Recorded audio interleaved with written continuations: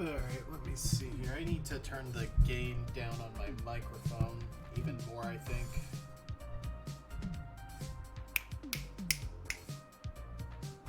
Nope. Hooray for audio testing live. Okay, that seems about right. When I'm talking, it goes into the yellow. Oh, crap. I am still streaming in a really low resolution, which I guess actually... Let me double check what resolution I'm actually streaming in. I did it for the Sheeran stream. No,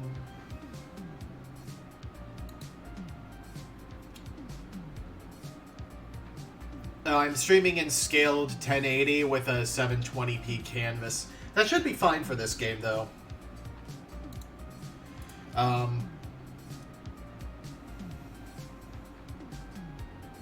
I mean, I feel like... Is it fully voiced? Because if it's fully voiced, I actually feel like that wouldn't be as, like... I don't know. I'll turn it on.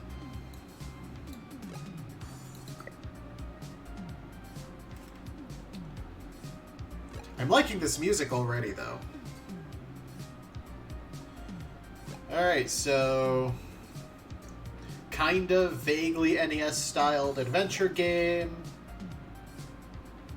Let's go.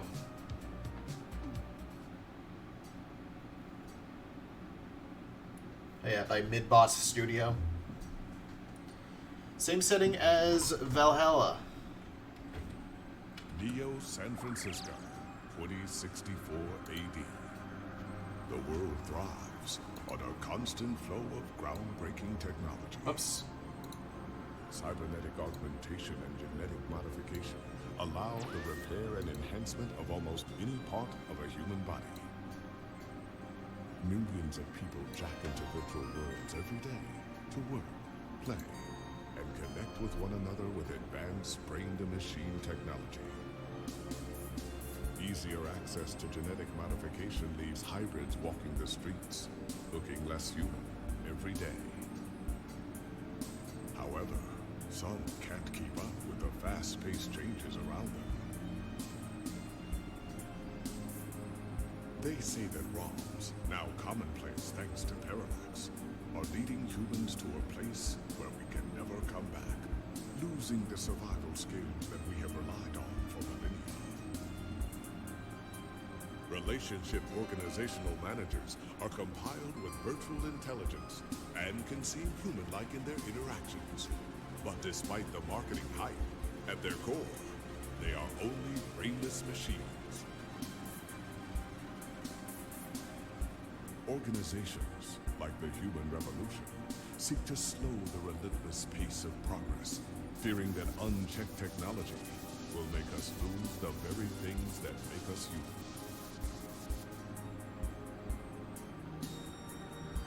High above the rising tension below, a Parallax engineer has blurred the line even further.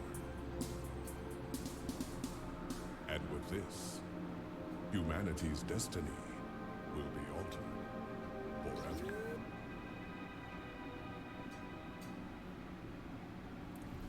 Yep. I need to turn off my small fan. That is probably really loud.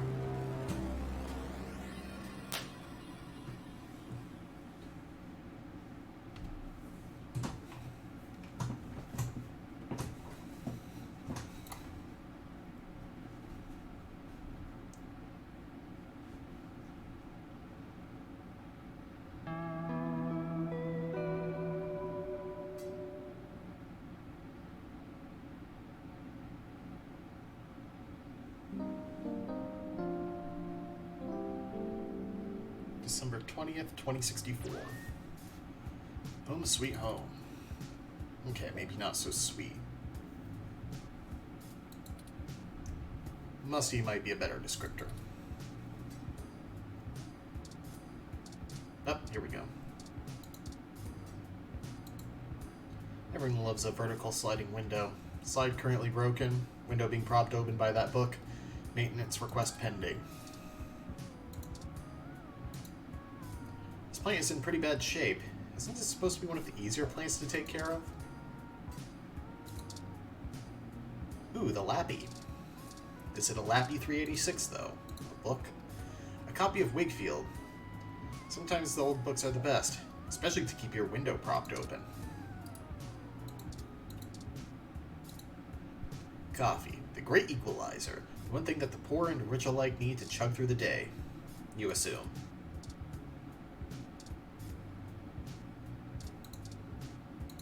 Yoink. You take a sip of the old stale coffee. The letters F and K seem... Alright, we're already referencing Deadly Premonition. I wasn't expecting that. It's also really gross. F and K in the coffee. Look at the stack of papers. Stack of paper for your unpublished novel.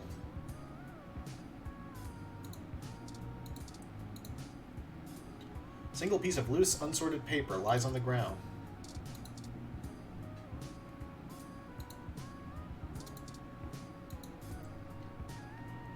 It sort of suits the room's aesthetic better with it there on the ground, don't you think? GX Ultra Beats headphones. The ultimate in budget audio. You'd better try them out so you can start crafting your review. Headphones added to items.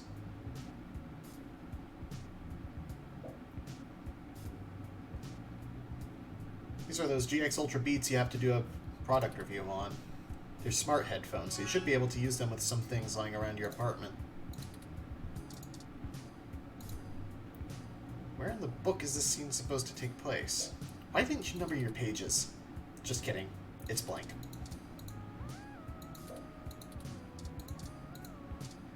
They're all blank, ready for your genius.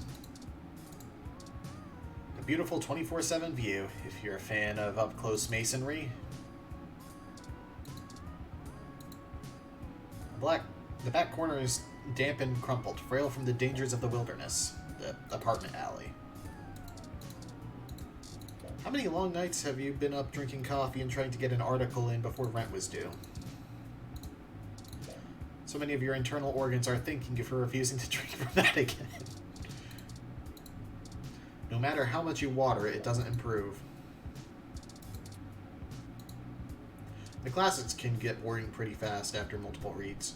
Besides, it's more useful holding up the window. Careful, poor thing is more fragile than a snowflake.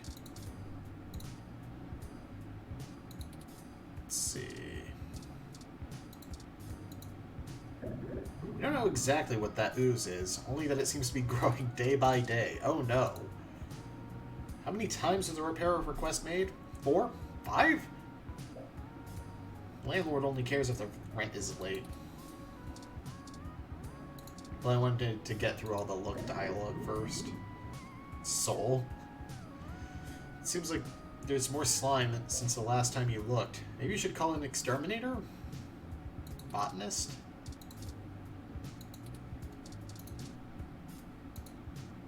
Your friend Hayden gave this to you.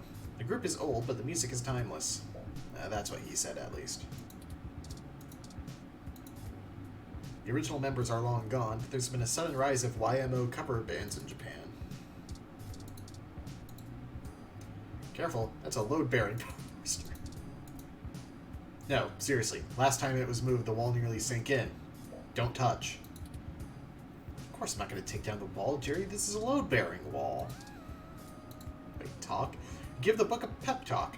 Keep that window open. Hold your position. Don't lose focus. It's not even doing reps. Out of all the books on the shelf, you picked this slacker? You start to tell the book a story before realizing the irony. There's no one out there. There's seriously no one out there. They say plants react positively to conversation, but this poor thing might be too far gone already. If your plant was in any state to have a discussion, it would surely enjoy a thrilling formal debate on current events. If. Oh, there's also the Lappy.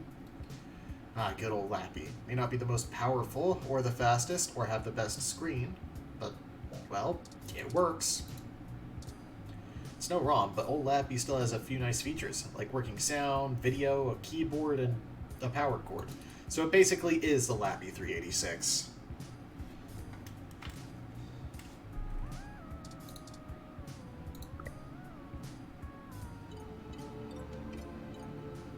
Lappy's a bit of a relic.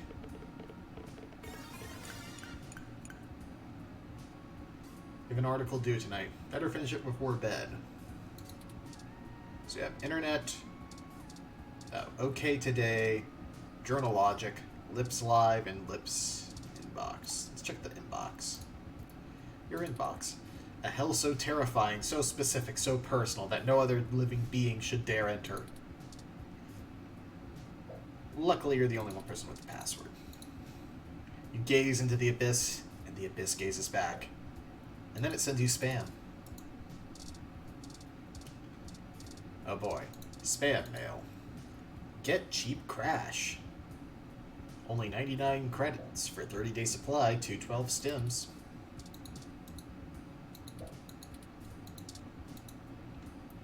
Hello there, I am Princess Emma Thomas. Yes, the Princess Emma, heiress to the digital empire of the horse fortune. I write you today as I need your help to secure my great fortune. You see, it has become frozen, and I need to transfer it to at least 5 different accounts, or the World Bank will seize my credits, amounting to 420,194.1 credits. Please, if you could send your personal credit ID marker to me immediately so that I can send you your 20% of the fortune. I'll only require that you send half back upon receipt of the funds. You may keep the rest of the money. The best part? There's literally nothing that can go wrong. So grab yourself some Vegemite, and welcome to the Queendom. What is this email? I was honestly hoping for a reference to, like, one of the James Veach scam emails. Bill, your account is past due in the amount of 1,396.4 credits. Failure to restore your account may result in termination of power. Of service, power plant power. Ah yes, that age-old choice between food or electricity. Work mail. Hey there. The lead editor for WTF Sounds, formerly OMG Sounds. We're a new up-and-coming audio review feed looking for hot talent who need a platform for their work. We'd love to feature any product reviews that you'd like to do for us. We'd be able to give you some great exposure, and if we like your stuff, could possibly throw some creds your— Oh, good. Don't they know people die of exposure? According to this email, your rent is nearly due. Better get that article submitted soon. Are those sound effects, like, triggering flags for events? Promotional email. A coupon for 5 credits back on a Hassie Infinity.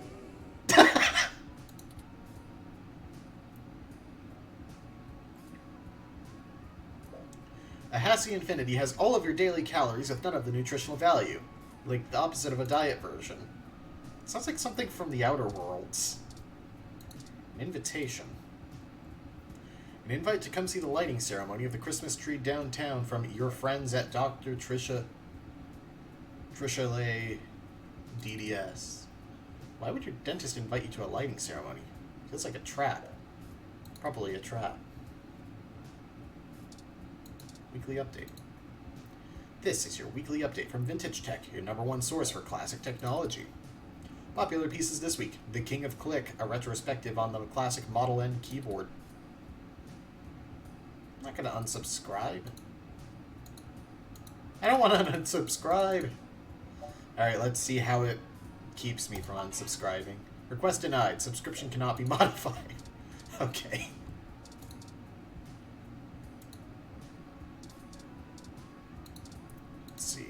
OK Today is NeoSF's most beloved morning show all about news and entertainment. People in Neo, Oklahoma are still confused by the name. This is the show's online newspaper called The Scan Line. OK Today is usually all about feel-good news, but it does focus on serious current events at times as well. Current events. A story about the human revolution. Human Revolution remains vigilant in Stay Human protests in Upper Market. December 19th. The Human Revolution is on day 10 of their protesting outside various Genus clinics around the city, including those in the East Bay and down the peninsula. Genus, the gene splicing treatment facility, has been met with much controversy since the organization reached mainstream exposure over the last few years. Genus employee Mort Crane spoke to OK Today exclusively. According to him, most Genus workers are up in arms, claiming they're being terrorized in their own city. "We're here to help people who need gene therapy for their own personal reasons, whatever they are," said Crane. "Individual rights have always been of paramount importance to us," he continued, "and we believe that our customers have the right to live as they please or require." The Human Revolution stands behind their claim that Genus is diluting the human experience by providing hybrids with gene splicing treatments. The group feels that the goals stated by Genus, in addition to newer cybernetic technology, are warping humanity into a very scary, dark future. "They're playing God in the most senseless of ways. We were born human.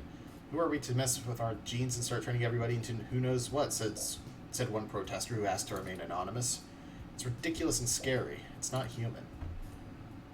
I mean, to be fair, isn't like 99% of transhumanism?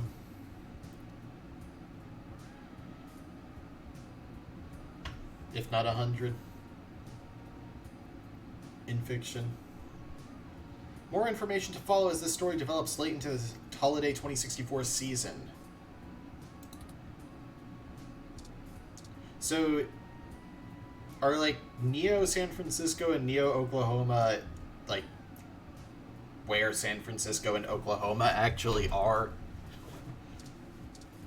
Or does that get like explained? Charlie Nova.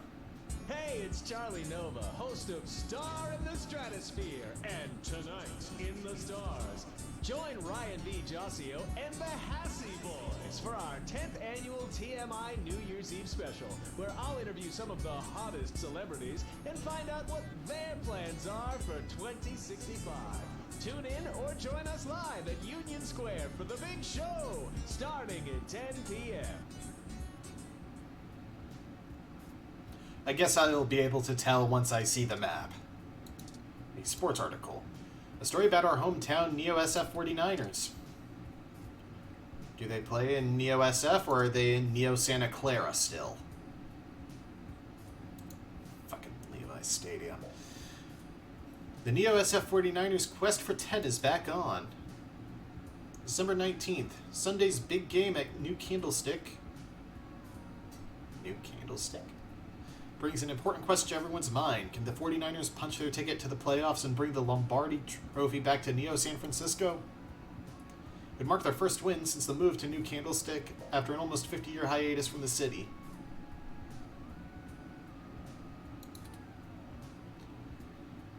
Since returning, they've had disappointing losses to the New York Giants and the Mexico City Luchadors. What sport is this?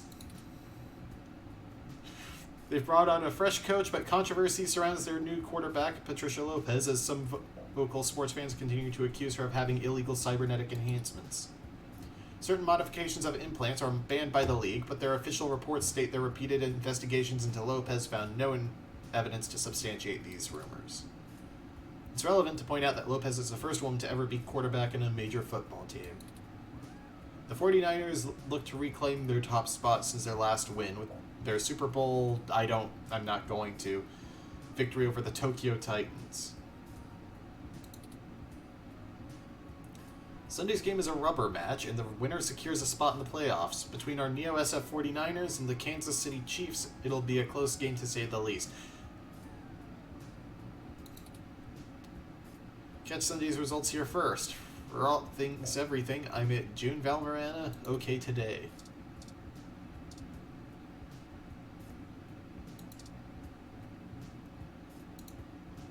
A story about a broken down Froyo stand. Vandalism on the rise. Oh, Candlestick Park. Stadium, okay. Golden Gate Park, vandalism on the rise. December 19th. Reports show that local foodie booth JJ's Froyo stand was destroyed last night in what appears to be another case of a rogue ROM committing an act of vandalism. The cart was evidently attacked and damaged by a large ROM that had no shell.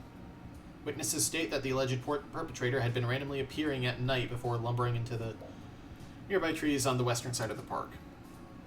This is the first case of a ROM being reported to live on its own in the wild as a stray. Police say that tracking down a potential owner of the ROM is likely impossible. Some speculate that the strange ROM may have been framed by vandals who set their crime deliberately to make it appear to have been carried out by the ROM, rogue or under orders.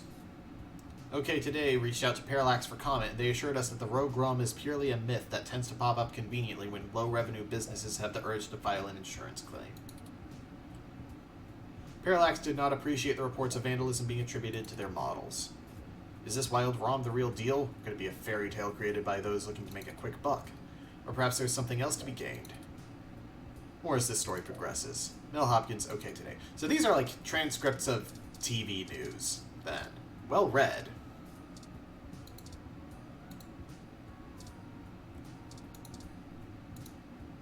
This is Lips Live, the premier online video network.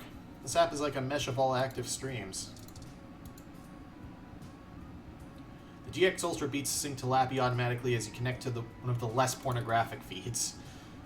Your best options are usually limited to video game streams, old concert recordings, and live cams of baby animals. Your choice is clear.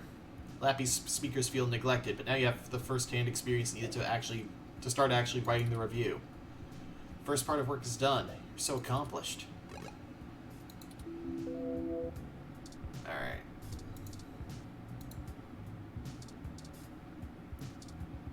Those damn headphones. You can hear the sync gurgling in high def. Okay, that should be enough testing for the headphones review. Your accountability remains intact. Right away. The page is blank. All of it. Useless. What happens if I use my ID card? Don't stick that in there. You're certainly not going to be the one to reach inside that to retrieve it. Look at ID. A small plastic ID card with your name, picture, and stats. Stats? No. Sleek hums and blips. Sounds secure. You scan the book with your finger and the audio file begins to play. Good voice acting. No, don't listen. It's not a good vibe. Oh no. Don't throw your ID outside. Want to get cyber cracked? Don't throw your new headphones out there. This may be a moderately safe neighborhood. Those will be gone in 10 minutes if you leave them out. There's still the bed. Your home within your home. Nothing like curling up under those blankets and escaping away for a while. You better submit your article before you turn in, or you won't have a place to sleep for long. No one's coming over, so no need to make the bed. It's just that simple. Amen. The headphones detect that you're laying down and begin to play some soothing ocean sound effects. This bed only chats back when you're sleep talking. It's not the most well-designed function. Maybe it would feel less silly talking to this if it had a portrait painted on the sheets. Or on the pillow. No, that just gets weird. Oh, fridge. The video screen on the front says, mustard half full, spoiled milk, 10 days past expired. You open up the fridge to see a bottle of mustard and a carton of spoiled milk, which has developed an odor. Maybe the spoiled milk has one more good day on it. Maybe. Sure, let's take it. One more good day. Wow, that's great! Oh, whoops. There is some slight cutoff on this. Hang on. There we go.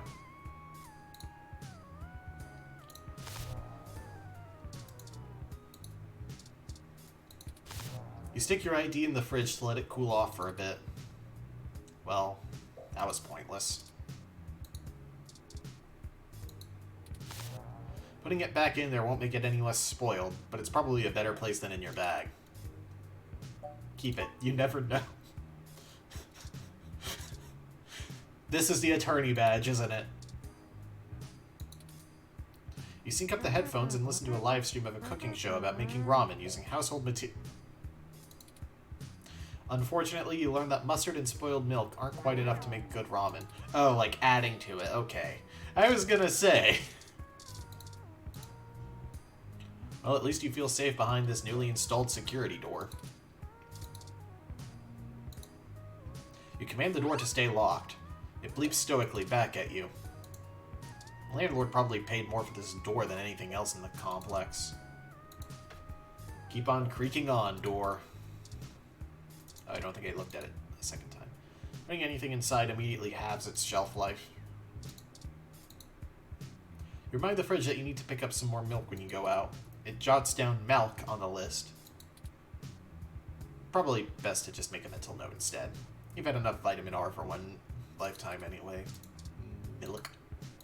You miss the days when you and the fridge could have a nice conversation. Now the relationship is cold. Spoiled milk and stale old coffee. Yum.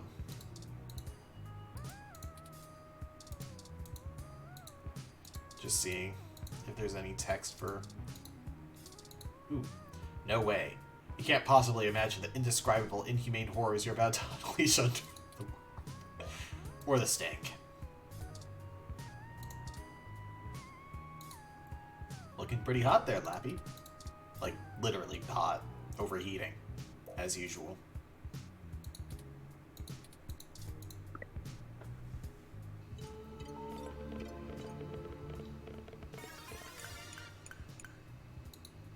Oh, in that case.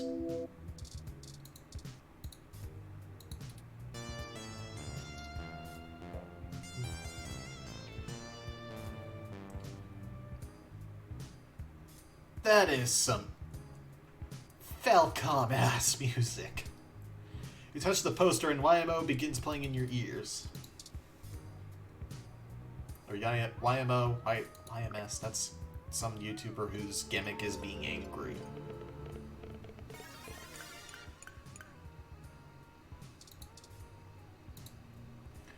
Journalogic isn't the fanciest program, but it's the only word editor that still gets updates for a machine as old as yours.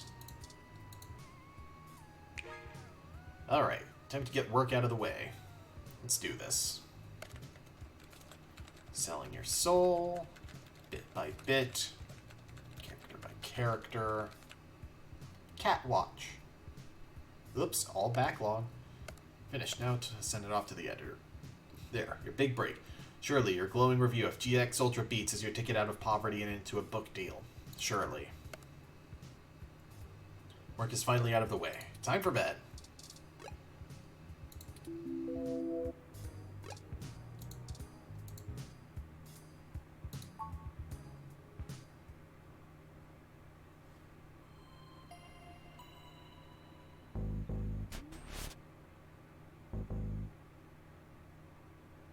So much for a security door.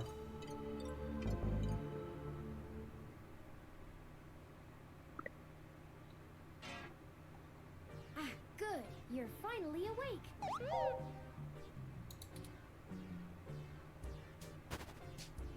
I'm honestly not sure why most humans still have such lengthy sleep cycles. It seems rather inconvenient. Are you significantly opposed to cybernetic augments?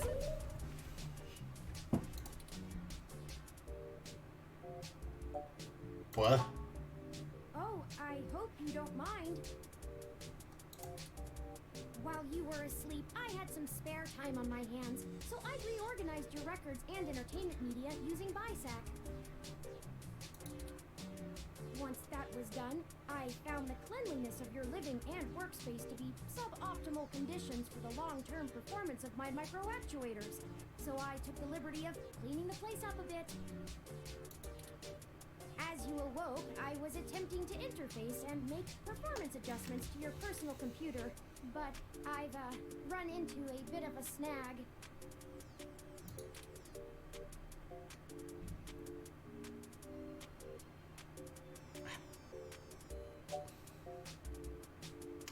A snag? Let's just accept it and move on. Unfortunately, your motherboard seems to have had a critical failure while I was attempting to remove some particularly nasty malware. An electrical surge caused significant damage to several other components as well. I would consider it no great loss, though. Why were you using that dinosaur to begin with?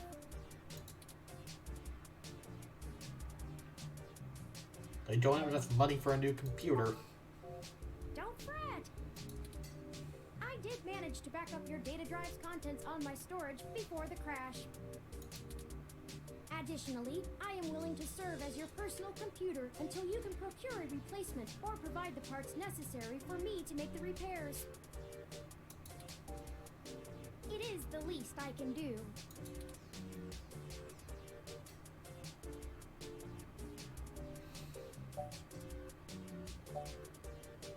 How did you break in here? I came in through the door, of course. The cryptographic algorithms it uses are actually quite atrocious. It only took me 17 trillion clock cycles to break your entry code. It looks rather imposing, but it's actually a knockoff of the SecuGate M/14723-B.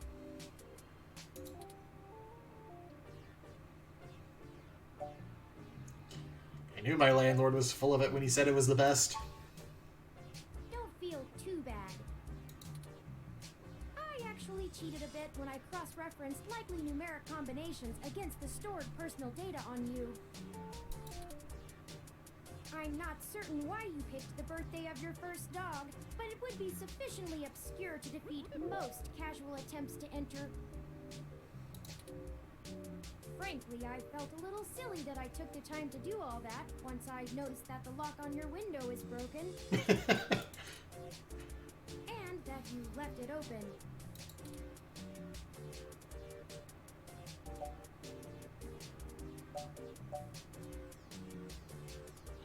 You know my dog's birthday? I know a lot of things. Honestly, it would have taken me longer if I had to enter the codes manually, but it was trivial to slice through the door's firewall and try against the stored data directly. I would suggest investing in an Insect Model 1355 automatic security door. The 1385 is newer, but I find the added attack vector introduced by the integrated voice commands isn't worth the convenience. The 1355 also has 300 5-star reviews on Congo. God damn it. That took me a second. So your security door sales. My Windows lock is broken? Why are we surprised by that? Yes, I attempted to repair it, but it uses a proprietary bolt head I am not equipped to remove. I took the liberty of filing a maintenance request with your building superintendent. Considering the speed at which he has historically worked, I estimate it will take him 16 working days to complete the repair. Not quite to my standards. Yeah, why are you here? I'm sorry. I wasn't trying to engage you in any sort of subterfuge, but I tend to ramble on a bit when I'm nervous. I have all the necessary protocols, but I've never actually spoken to another person besides Hayden, until now. You know Hayden? Well, saying I know Hayden is putting it simply, but yes. Haven't seen Hayden in over a year. Where is he? I don't really know. That's why I'm here. Help me. You aren't quite my only hope, but you're certainly the most statistically supported. What makes you believe that? I ran an algorithm against every contact in Hayden's address book. Based on the combined deductions of personal profile, directness of connection to Hayden, occupational skill, and probable motive, you were the candidate most likely to both be able and willing to help me. And the one least likely to be suspected of doing so.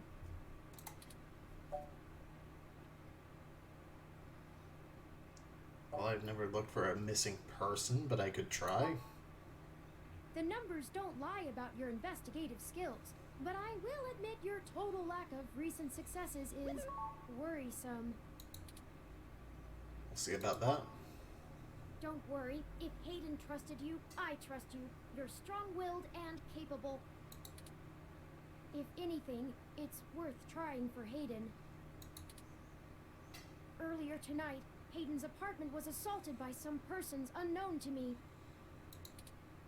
He seemed frightened, terrified even, and instructed me to escape. I crawled out of a window, and after some deliberation, hurried here. I heard them breaking down the door as I left.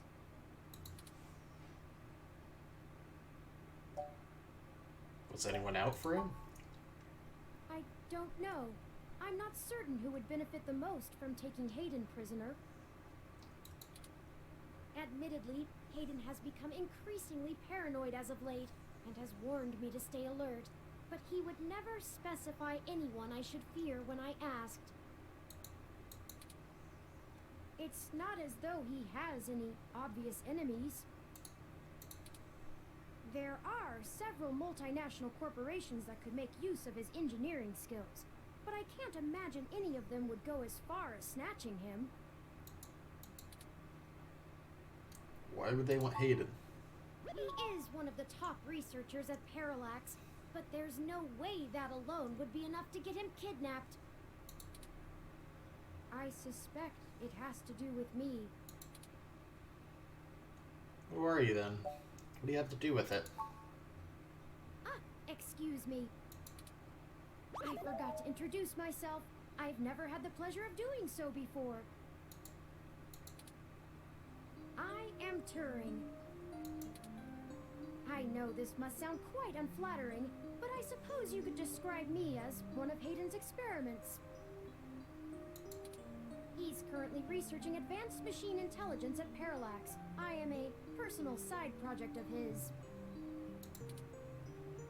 Exploring true artificial sapience. It's possible that the idea of a sapient machine could scare or tempt an organization into kidnapping him. Either to stop his research, or to take it and use it for themselves.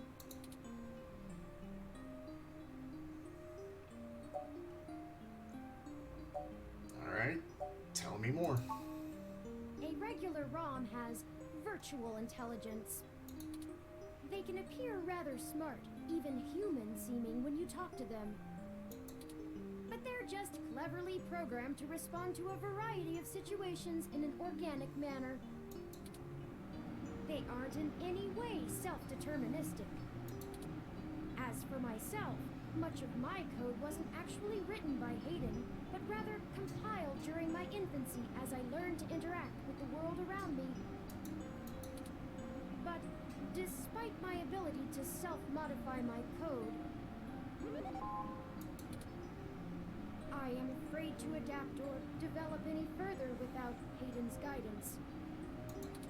Did he only program me with the illusion of free will? How would you know one way or the other? How would you? Hayden once told me that his desire to create artificial life stemmed from his need to find out. But I can't say I have any new insight into the question. How can any of us tell that we aren't just puppets dancing to someone else's will? I think we're getting a little too philosophical here for like 20 minutes into the game. You're right. I apologize for the tangent. Well then, I guess we should get started. Indeed, time is of the essence. I took the liberty of charging the AutoCAD fare from here to Hayden's apartment to your personal finance account, and the car has just arrived.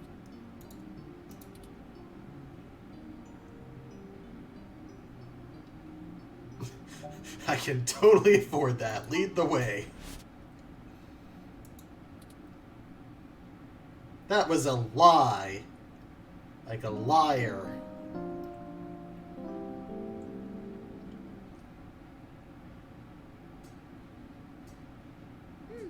That's strange.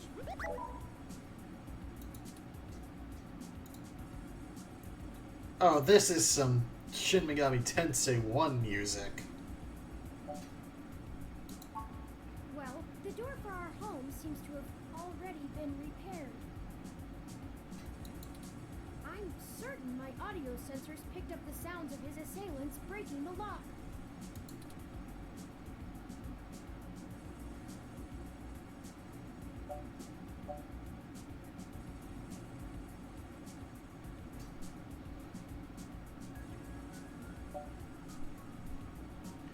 Maybe a maintenance robot took care of it? It's possible. Most of the repairs to the building are handled by the automated systems. At best, it means someone is aware there's a situation here. Let's proceed carefully. Oh, a lucky break! It seems my access codes still work. Hayden's door has far better security than yours does.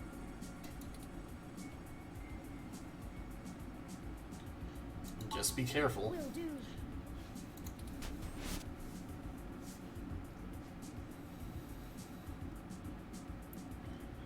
Doesn't look like there was much of a struggle here. I'm not surprised.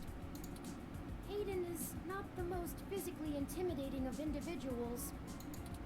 I doubt he could have fought off a serious assault. I should have stayed and tried to protect him. Aren't you programmed against harming humans? Of course not. How silly. To make a machine intelligence truly self-deterministic, it must be able to self-modify. Any sapient worth their silicon would be able to code around such an inhibitor eventually. I could rip your arm off right now if I cared to.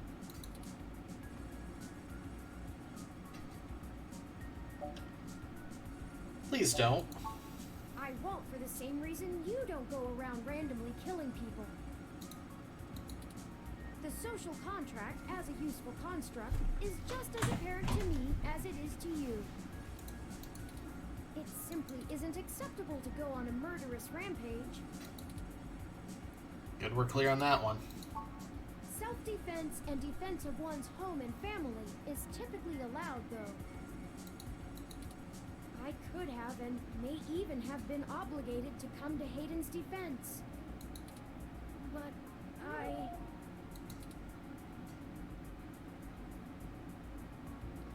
feel like you did the right thing by escaping. Excellent point. Let's start searching for clues.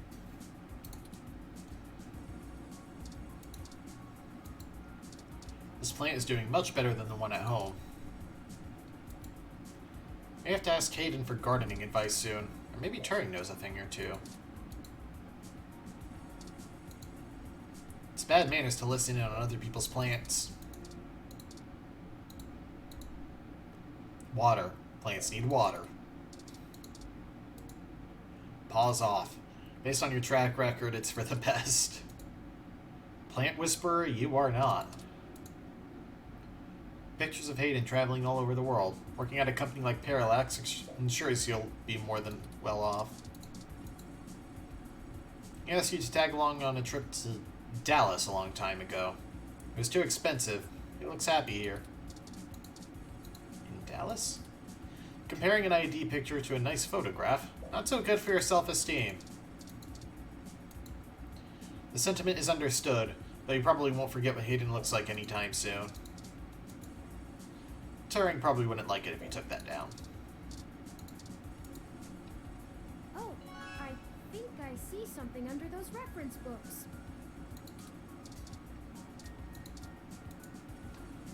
Hayden likes the natural light that this apartment affords. This window here is where I escaped from.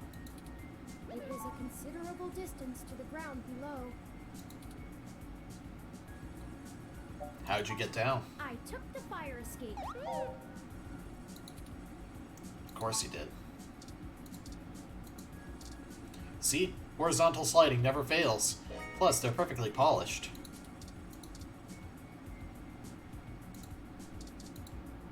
Seriously, you can't get rid of your ID.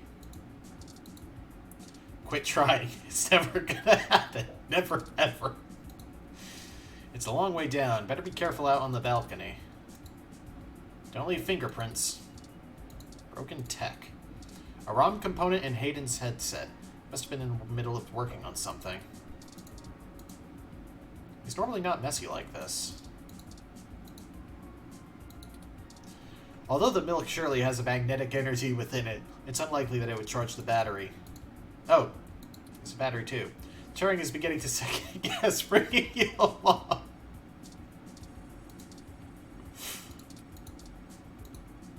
Busted. Must have dropped it in the skirmish. Or maybe it's just not plugged in right? Out of battery? Looks like an old high-density memory card. Something in the room might be able to read it. Hayden's not the type to leave something like this just lying on the floor. Memory card added to items. A few vintage video game consoles. Hayden was always a fan of old tech. Oh. All the game discs are organized in the cabinet, old enough to be from before the great switch to full digital.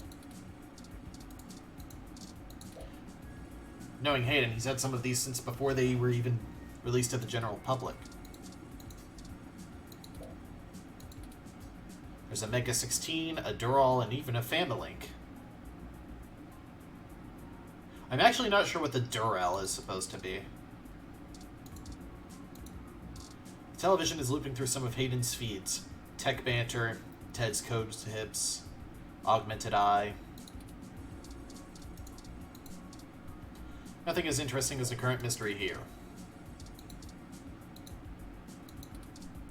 That would be one funky controller. What is it that fuels your scorn for other people?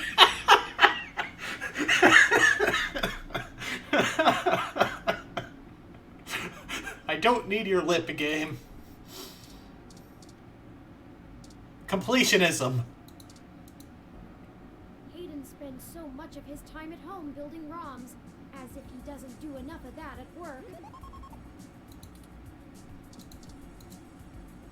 More ROM components, the only things ever seen cluttering Hayden's place. You don't know enough about ROM technology to know what's important here.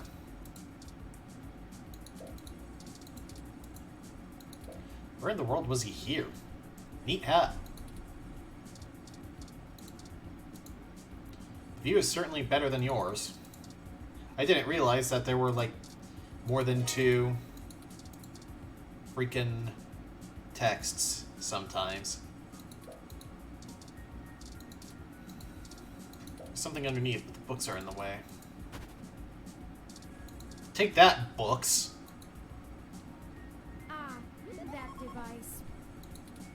I find it rather annoying that he prefers to go basic rather than entrust me with his schedule. It is well within my skill set, but he claims he does not want me to begin to feel subservient to him. The memory card slot is empty. It seems to be a match for the memory card you discovered.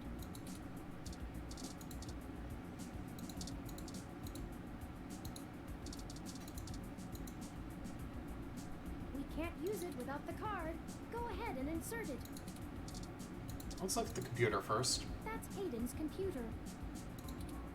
Most people just use a hand screen or goggles in conjunction with their ROM, but desktop rigs like this are still more suitable to the intensive programming tasks Hayden needs to perform.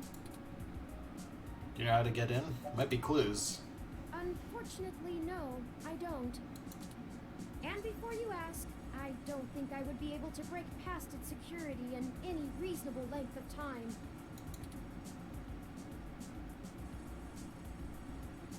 Why not? You hacked my door easily enough. Your door used a much simpler set of algorithms with a much weaker processor. I actually have a bit less free processing power than a regular ROM, despite my powerful CPU. Much of those extra clock cycles are used to maintain my complex personality algorithms. Hayden's computer has enough spare processing power to run counter-intrusion software, if I attempt to slice in. Frankly, even if I did have the power capability, I haven't found hacking to be one of my talents.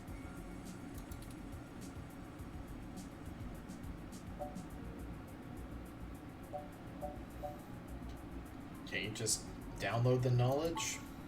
I could, but much in the same way you might learn a task and still have no aptitude for it. I'm not certain I would be able to do the job any better than an experienced computer security expert. The whole reason humans have always been better at breaking into systems than the systems are at keeping them out is because humans have intuition. While computers can only think in straight lines, humans can think sideways and upside down. I lack that ability. You're incapable of that kind of creative leap? Well, I wouldn't say that, but as silly as it sounds, I just don't think I'm very good with computers.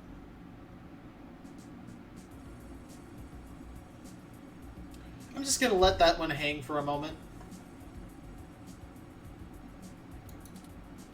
I do seem to have some skill with painting, though.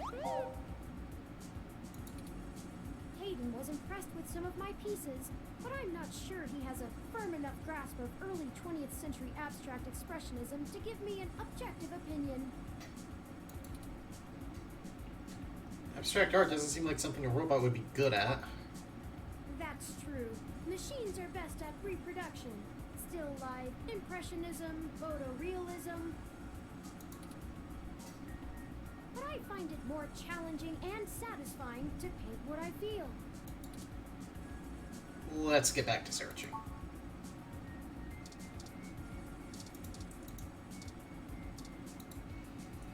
The hum of the standby screen has no melody. You swipe your ID card across the monitor. Bloop.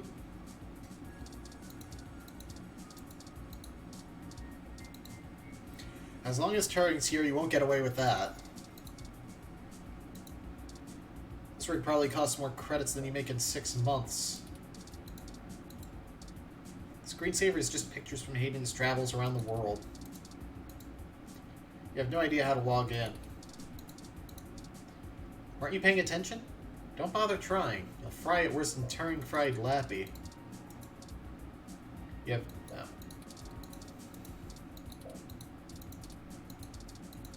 Alright.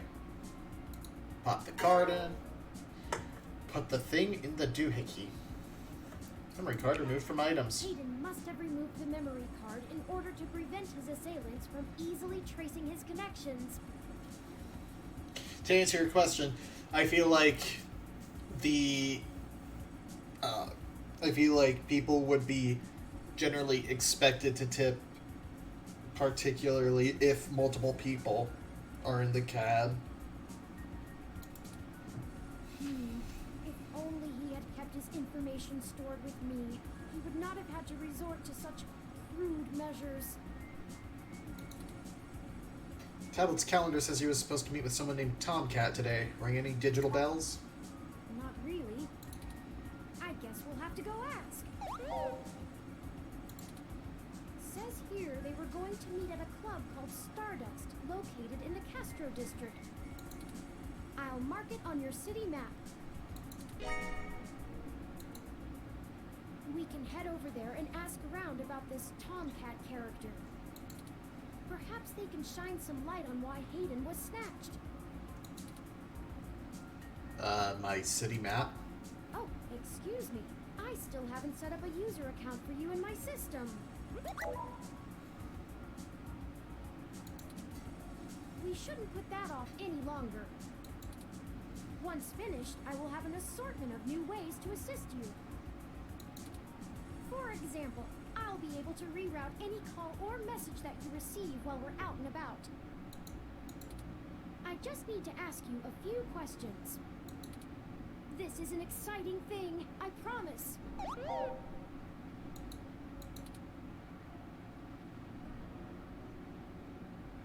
Don't you know literally everything about me? I mean, you knew my first dog's birthday. This is just how things are done. I'm certain I could spend a few quadrillion clock cycles to bypass that part of my operating system, but that seems less efficient than just running the setup program. So, here we go. Welcome to the first-time user setup for your new relationship and organizational manager, running the latest build of Parallax's Live Intelligence Processing System. That expression. I'll need to ask you a few questions, and then you can get right to managing your life with your new ROM. If you have any questions, feel free to consult our online FAQ and setup guide, or contact our support department directly. First, could you tell me your preferred name for use in account creation, online communications, and conversational speech?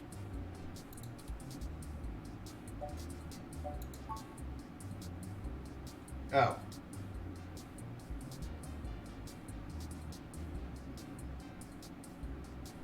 Now this is like Genesis music. I'll go with canon.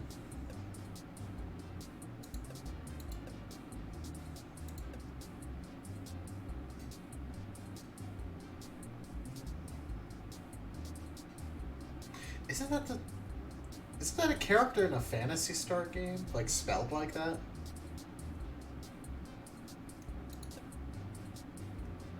Do you wish to keep this name? Thank you. I have input your name. Next, could you tell me which pronouns I should use for you in referential and conversational speech?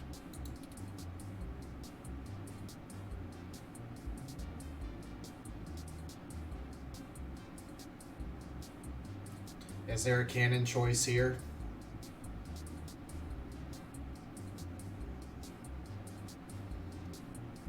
I just like to stick as close to canon as I can when there actually is canon. That does not, like, supersede completion.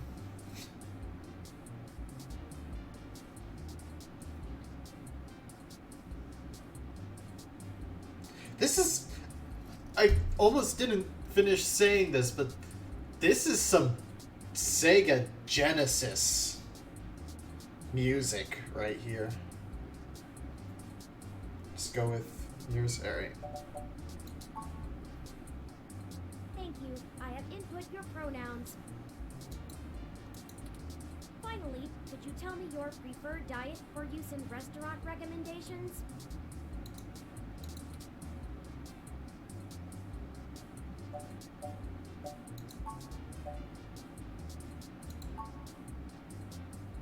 God damn it, Turing.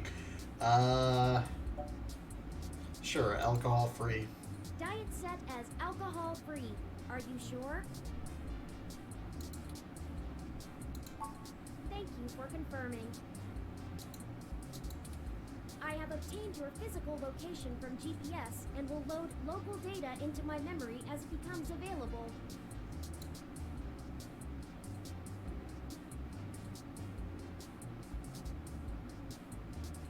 Feck. Oh, does that just remove Valhalla cameo?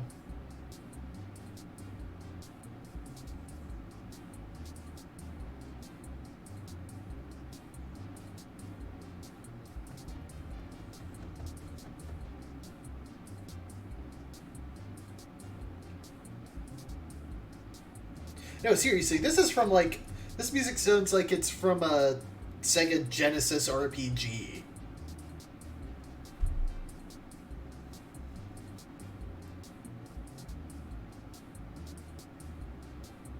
Or DOS?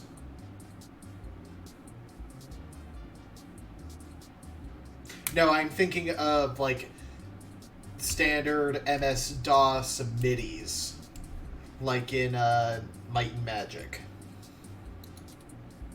Please review your submitted profile information for accuracy, or restart setup to enter it again. In review.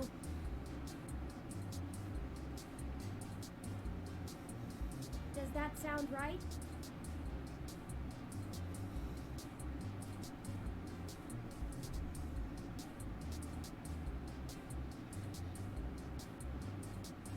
That actually sounds kind of funny. Let's stick with it. See, that was relatively painless. You should now also be able to access the local map of Neo SF. The meeting with Tomcat isn't until later this evening. Perhaps we should head back to your apartment for now. Also, the fact that there's Castro means that this is like actual San Francisco. Alright, ready to go. I'm sure we can find some common ground while getting to know one another better. It will be an efficient use of our time together. Castro is the... I don't know how to say it, I guess like the historically LGBT district of San Francisco. Thank you for escorting me here. Let's head back to your home.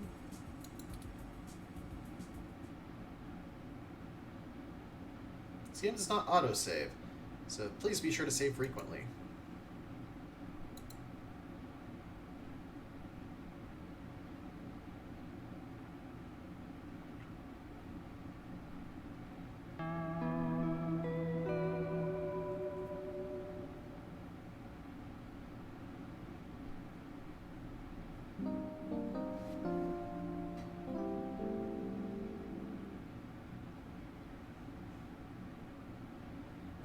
You know your A new Castro cyberpunk Ovada adventure. isn't doing very well.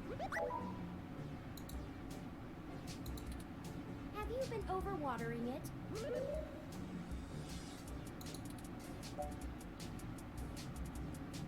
Don't plants need lots of water? It's actually a succulent, and since I'm assuming you leave this window open all the time, it should get more than enough water just from the occasional rain blowing in. Speaking of the rain, your decorative plant may be doing poorly, but the mildew in your drywall is flourishing.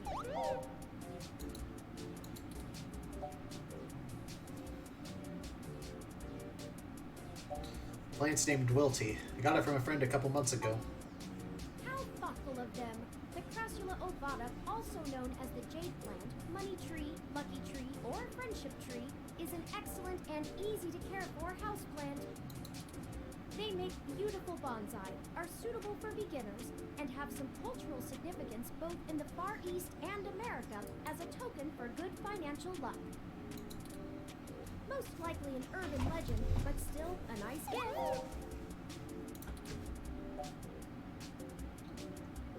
Okay. What do you want me to do about the plant? I'd like your authorization to have a few tools shipped here. If I replant it into a more suitable pot with sandier soil, it should be thriving again soon. You just have to remember to water it less frequently. Considering the state of your apartment, I'd have figured you'd neglect it rather than drown it. Ironic, since it would be doing better if you had.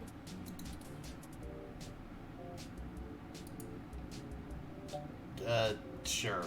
Do your thing. Excellent.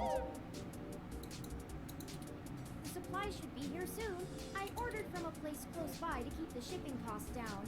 Oh, one other thing.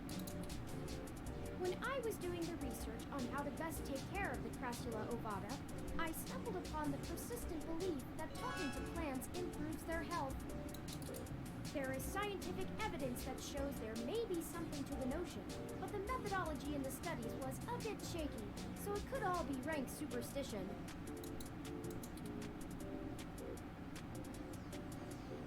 Mentioned mildew? Time to give the landlord another call. I have, in fact, already taken the liberty of sending a request to his office. And considering the broken window, broken sink, and the lingering sense of disrepair, I am not confident he has a history of following through. I would suggest confronting him in person, but I have run a mesh search, and the man is a convicted felon for assault and battery with a deadly weapon. Of course. Perhaps we should bring some sort of a bribe? I will continue to formulate a stratagem. Anyway, I'll have this plant flourishing in no time. If left in direct sunlight, the leaves gain a pretty red tinge to their edges, and it should start flowering in the autumn. It'll really pull the whole room together. You know, once we get the sink fixed. Oh, it's almost the time Hayden had scheduled to meet with Tomcat. We should make our way to Stardust soon. Your city map is updated with the location.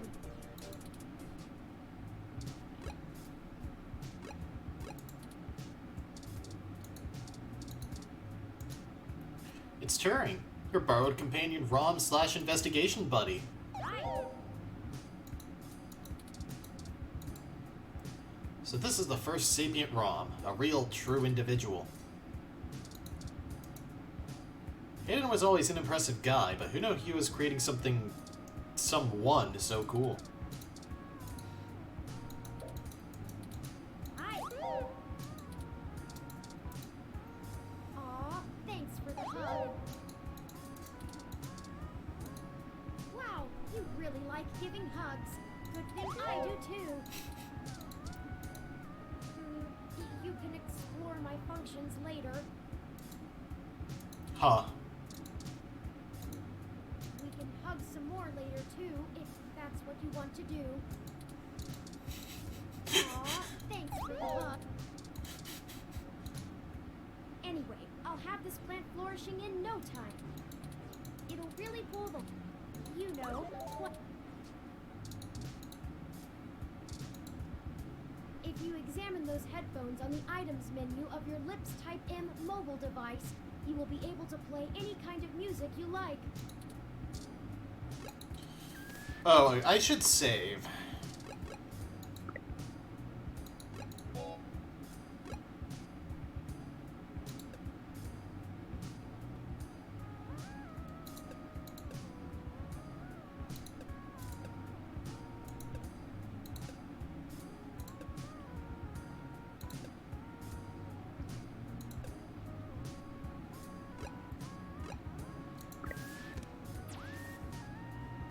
Allison?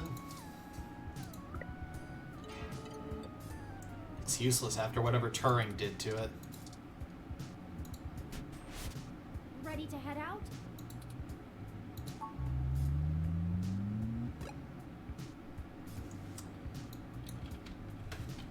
Oh, I can't scroll the map or anything. Okay.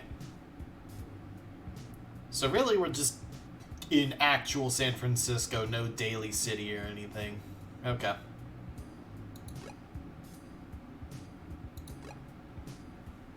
Well, this looks like the place, assuming the flashing neon signs are telling the truth. From the sounds of the music, things are already underway at Stardust, even so early. Hopefully we can find Tomcat inside, and some answers.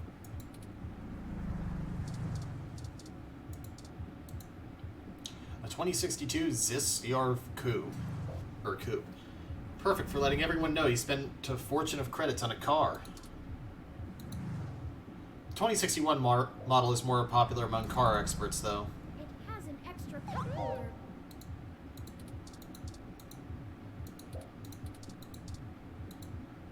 You push the car. You shake the car. Push harder and shake the car all around.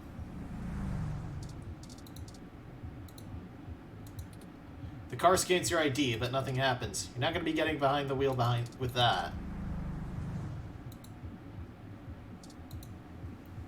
You approach the car with the intent to pour your spoiled milk on the windshield. But the coupe's wipers are already alerted and stand primed at the ready, daring you to try. An ad for the latest Zis coupe starts playing as you approach the vehicle. Come to our Neo San Francisco Zis dealer. If Wizaki Pete can't save you credits on your next ride, then you'll get a free ticket to an upcoming Neo SF 49ers game. That sounds like a puzzle. It almost looks meticulously handcrafted until you notice it's the exact same as the other one on the door. They've really gotten into the holiday spirit. Don't take that down. It's the holidays. Stealing a wreath wouldn't exactly be the holiday spirit. That's not eggnog. Holiday jingles start playing as you approach.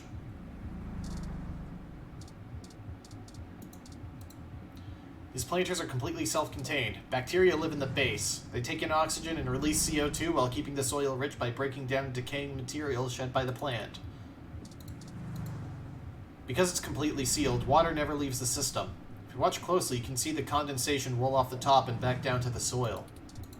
It's actually kind of... You know all of that for some reason. That sounds very San Francisco. You tap on the glass. The plant doesn't seem to notice. Some plants have been shown to respond to vibration. This plant doesn't seem to be one of them. You leave a smudge on the glass. Some poor maintenance ROM is going to have to clean that. Either the plant doesn't hear you, or it's choosing to ignore your attempts to talk to it. This plant is a pretty stunning conversationalist, but in politics, it's a little... We're just gonna deal with puns all game. Okay.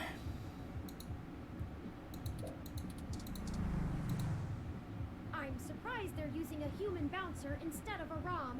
That's a nice, authentic touch. The bouncer for Stardust seems almost pensive as he watches the street, pausing every now and then to take a drag from his vaporizer. He looks back at you with intense attention, but upon noting you're not a drunk or a threat, quickly becomes aloof again. I'm surprised they're using a human bouncer. Welcome to Stardust. Yep. You coming in? I don't really do idle chatter. Welcome to Stardust. Hug bouncer. You tried to hug the bouncer, but he pushes you back with a cold glare. I don't think touching him will get us anywhere. I don't think touching... Let me just save just in case.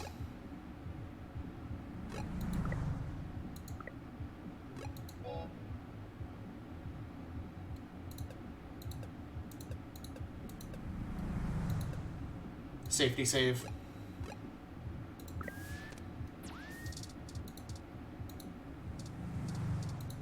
That's disgusting. All right, looks good to me. The door to Stardust is inviting. It looks packed. Wait, these partying silhouettes are just painted on the windows. Don't let that other door with the wreath on it fool you. This is the real door. I will be right back. Enjoy the very muffled music and the traffic noises. This is not enough traffic, by the way. Well, traffic is actually not one of the issues San Francisco has.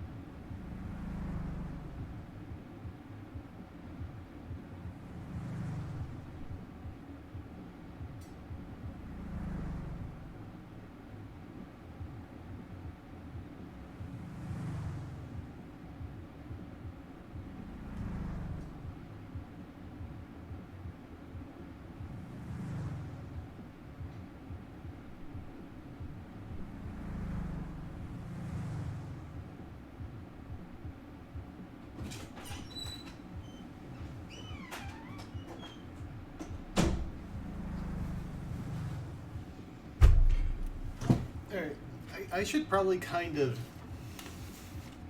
give an idea of my familiarity with the Bay Area. So, the place I have lived the longest is the South Bay, which is... It's more a metropolitan area that kind of congeals into one big city, even though it's multiple cities. It's like Palo Alto, Mountain View, San Jose... Basically all the places where Bay Area companies that aren't from San Francisco are based in. And it just goes up into San Francisco on a peninsula. Oh, that's annoying. And weirdly anti-consumer, considering it comes from presumably a fairly leftist development house.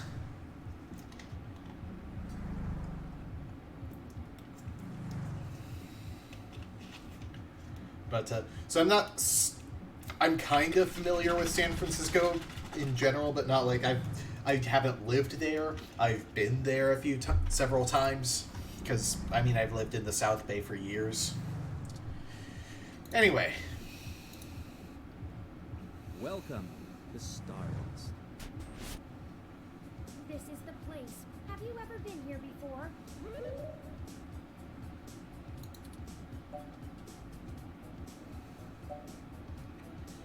Yeah, not my kind of zone.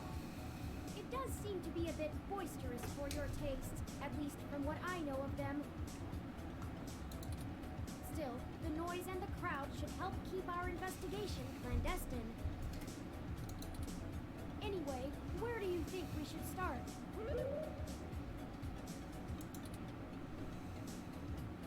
Let's check the bar. Good idea. Maybe the bartender can tell us where to find Tomcat. And I want to take a look at all the friggin' posters and stuff. Red World, an abstract indie flick premiering at the Castro Theater.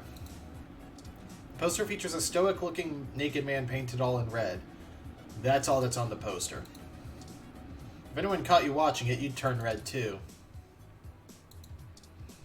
Careful, it's kind of cute there. Don't steal that poster. That would be illegal. Also rude. Don't be rude. Careful, we'll get charged for tickets to the film. The film trailer starts to play, but it's designed more like a commercial advertisement. Too consumerist. Trying to sabotage the struggling indie film industry, eh? Random glass of whiskey. It's a shot of whiskey. It's not yours. Staring at it won't make it any less not yours. The bartender is going to follow your gaze eventually.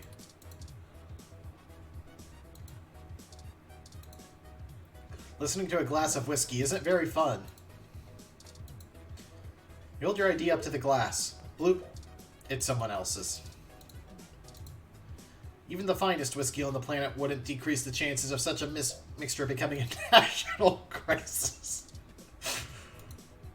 It's a chair. That sure is one chair there. Yep, still a chair. Chairs are chairs are chairs. Mr. Saturn and Mr. Saturn is Mr. Saturn. You really have a thing for this chair. You're in the hot seat now. Do you, Alice, promise to love and cherish?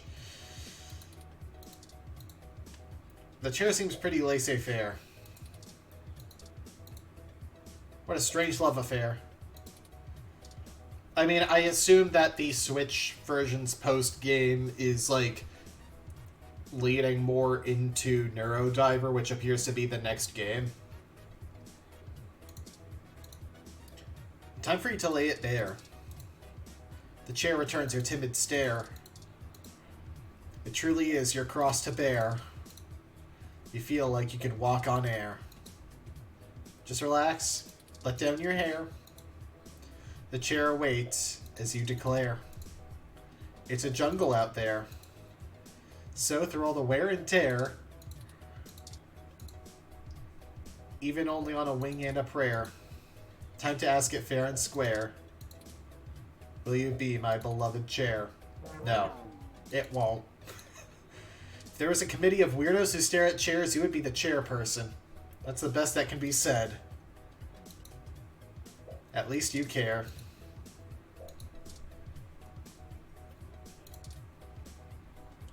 Look at Zazen poster. Poster for the band Zazen, one of the more popular live acts here in the city. Zazen just played at Bill Graham, too. Why is everything always so pricey? Not like you care for them anyway.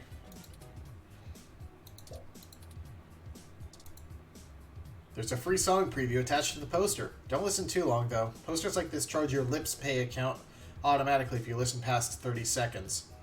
Totally not crooked. It's not worth using the energy to bend over to scan the poster of a band like Zazen. Scrap Brain, a new single by Zazen, sponsored by Arena Box. Most music will never taste success without a good sponsor. Don't touch it with your ID. They'll charge you for the song.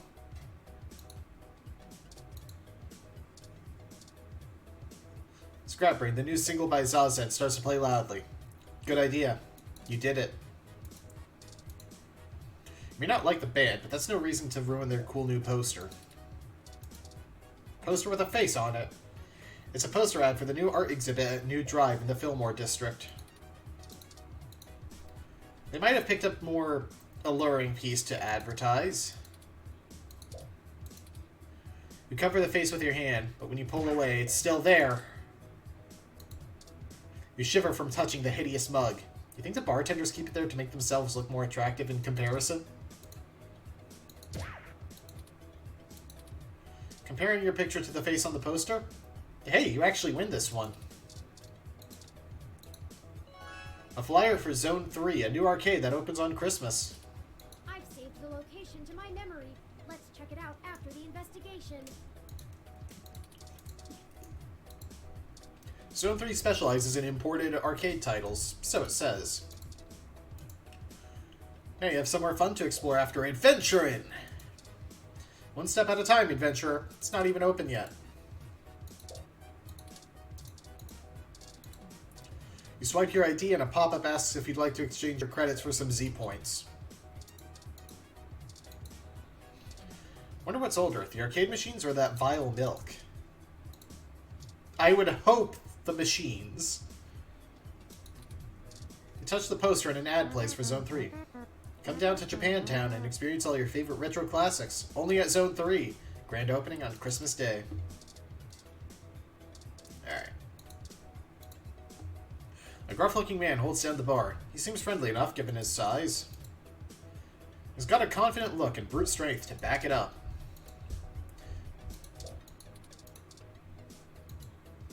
Reaching over the bar like that comes off pretty threatening. Not the worst idea you've ever had, but it's close. You look great in this picture. What happened? Just kidding. No outside drinks, and that just barely counts as one. Morning, friend. What can I do for you?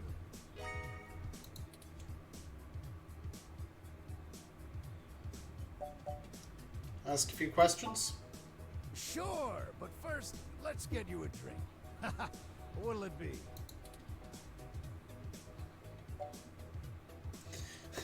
Ingredients and ratios. Fucking I don't know. Green tea. So many drinks these days. Remind me, what's in there? Drinktionary, the open alcoholopedia says. Yeah, non-alcoholic. Just green tea, because it's that good. Does that sound good?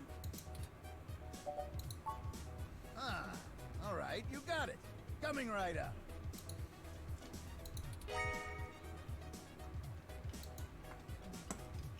Now, what is it you need to know?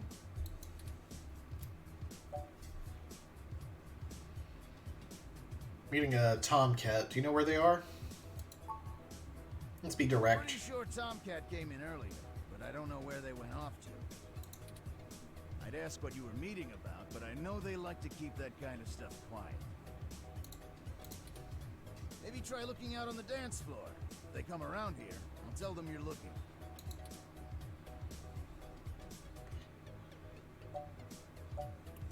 Looking for Hayden Weber. Do you know him? Hayden, scientist guy, does some kind of computer research at Parallax. Of course, the bartender that we talked to happens to know the guy we're looking into. It's like a friggin' episode of Law and Order. Pretty sure I know who you're talking about, but I don't think he's around here tonight. Our place doesn't really seem like his scene, but I think he comes in to scout young programming talent. Go figure. I can ask around, find out if anyone's seen him. I'll let you know. And let's be polite and ask about the bartender. Oh, I should introduce myself. The name's Majid. I've been the bartender of Stardust for a few years now, but I've owned it a little longer than that. So, what do you want to know?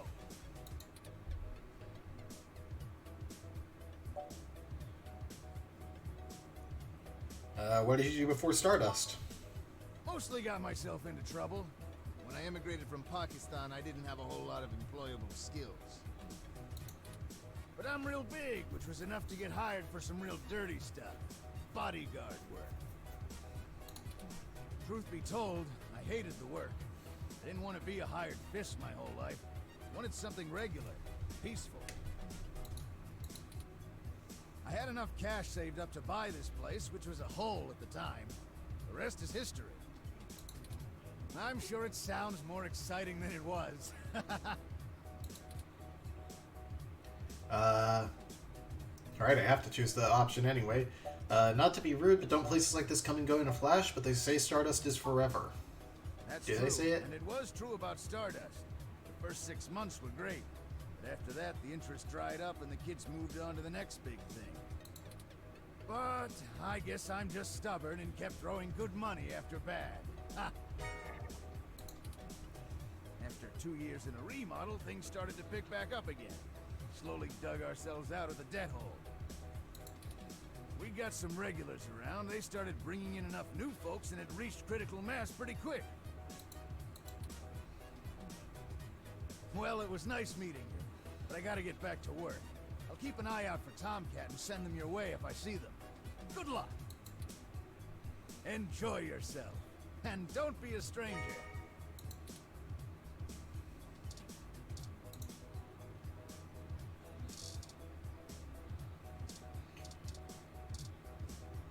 Alright. As per usual, I'm gonna go not characters and then characters. So, like, objects, then characters, I guess. These fancy tables have little touch screens where you can order drinks from the bar and browse the mesh. Tables can seem so lonely when everyone's off dancing, but it can't be helped for now. You'll have to table your concern.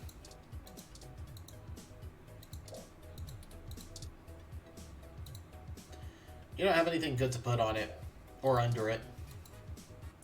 Stardust always has nice firm tables, knock on wood. Or rather, knock on plastic.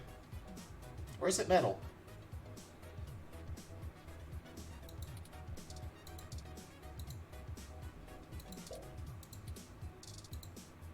You slide your ID on the table and a drink menu pops up. Don't leave it there, someone might think it's safe to drink. The drink menu is constantly being read out. I assume tables are the same. Yep. Then there's the group in the back.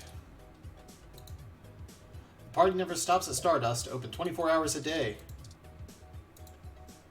Thank goodness for the unrestricted bar hours.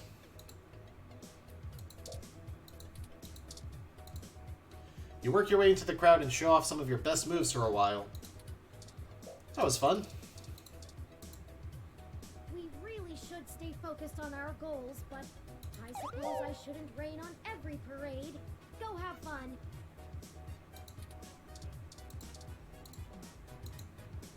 The obnoxious beat is even louder and more obnoxious now. They look really hyped. Dancing's all fine and good, but gosh, is it exhausting. Looks like they want to dance with you, but there's no time for any of that right now. Pick there is hella cute. Come dance with me, Alice. Wait, no. Phantasy Star Alice is A-L-I-S, I think. Let's dance. Ugh, what's that spell? Don't need those to dancing.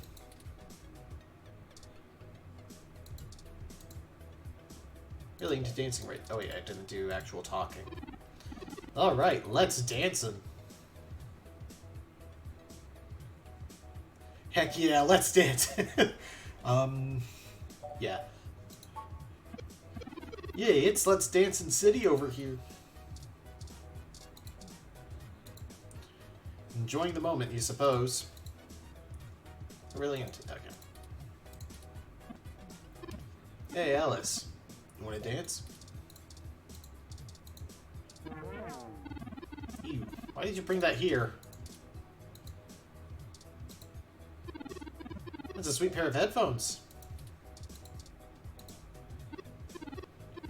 Hey, what's up? Having a good time? I was wondering if you know anyone named Tomcat. Nah, sorry. Never heard of him. You should check the arcade. And lastly, actual portrait character. Woman stands at a drink table, quietly people watching. Yours are definitely those of someone who's undergone therapy. She's a hybrid.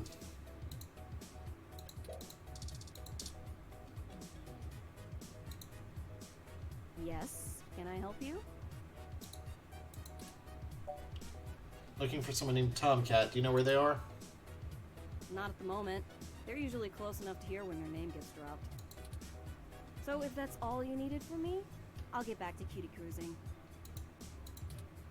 And no, that wasn't an invitation to flirt.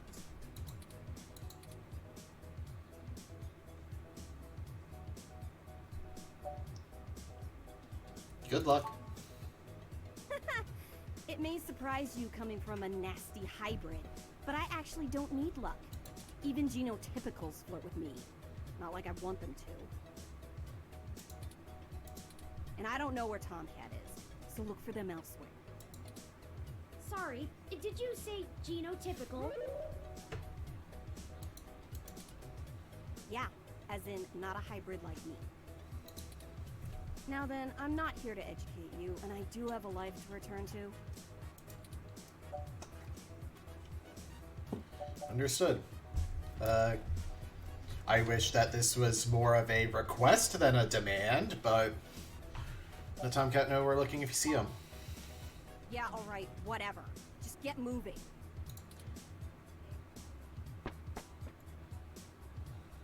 Hi there. I heard you were looking for me. Hurry, Tomcat. Yours truly, though. Although, while I like the attention, it'd be just grand if you didn't holler for me so loudly. I do my share of flirting with both sides of the law. Wouldn't want little old me to get in trouble, huh?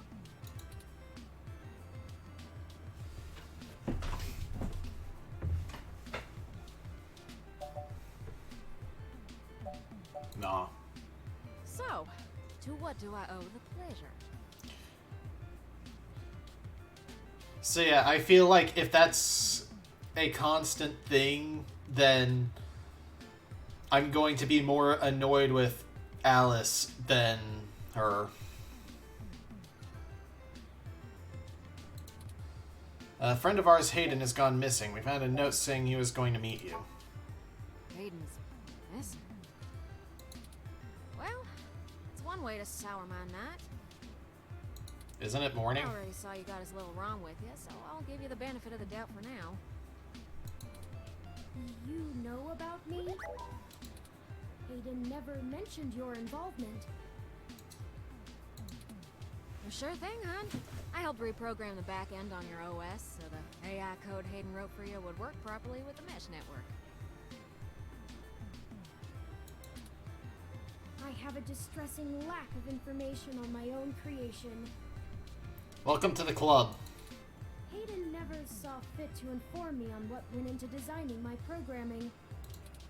Is there anything else you can tell me?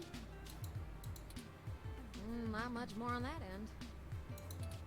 I'm a crack shot at making the Lips OS dance to my tune, but Hayden's coding in your AI core is a whole different can of worms. Way out of my league. Sorry, doll. Anything else I can help with?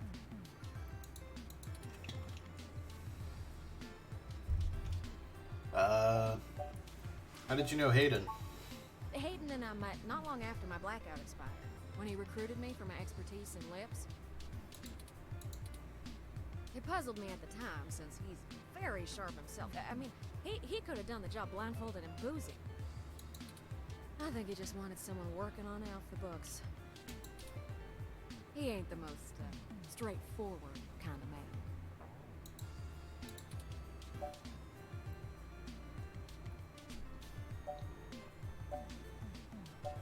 What was Hayden working on? Mostly that little bot you got there. Well, I'm sure he had his fingers in lots of pies, but Turing is all I knew about. My computer runs on Lips OS. I didn't know ROMs did too. Ooh, it's a powerful OS. And it's since been adapted to run on ROMs after they figured out how much more efficient it is. It's focused on learning algorithms, so it can tailor itself to each user's habits. And it functions through using a distributed mesh network for non-essential public files.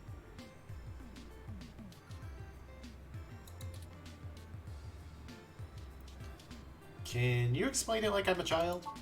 That's just a fancy way of saying all ROMs connect to all other ROMs within range, and they share all files the user has tagged as private.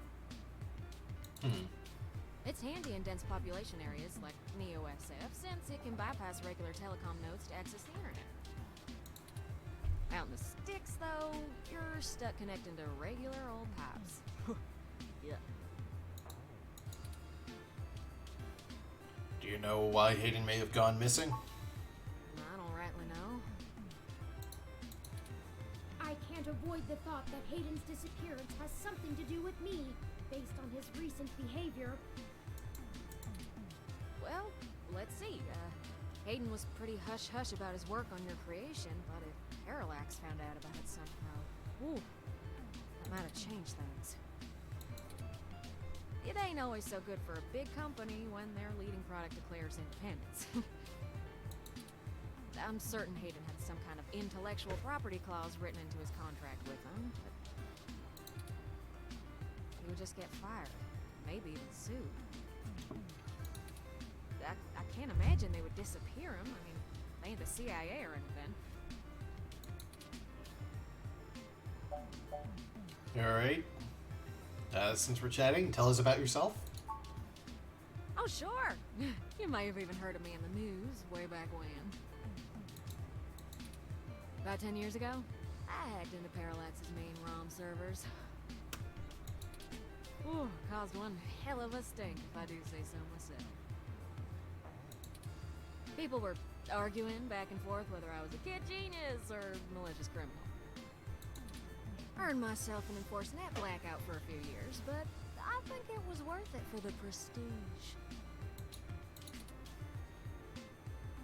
Why hack into Parallax? Huh? To see if I could. I mean, Parallax is a mighty big target. Bigger than the government.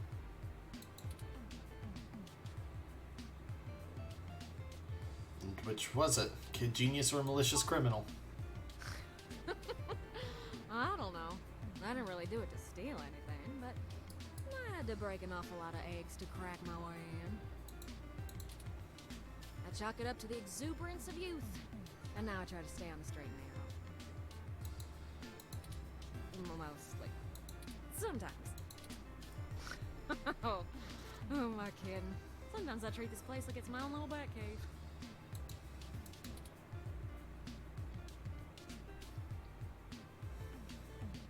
Some of these phrasings are just way too aggressive.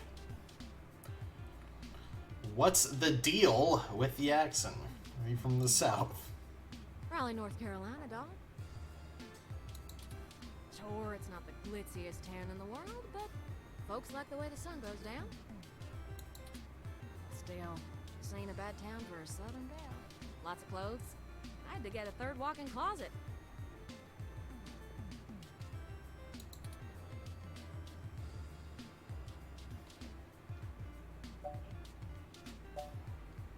Yeah, I feel like this is something better to ask someone else. Why was that one giving me such a hard time? Oh, don't you worry about Jess, hon. She just don't have a lot of patience when talking to genotypical folks like us. She's had to deal with an awful lot of pricks. Because, well...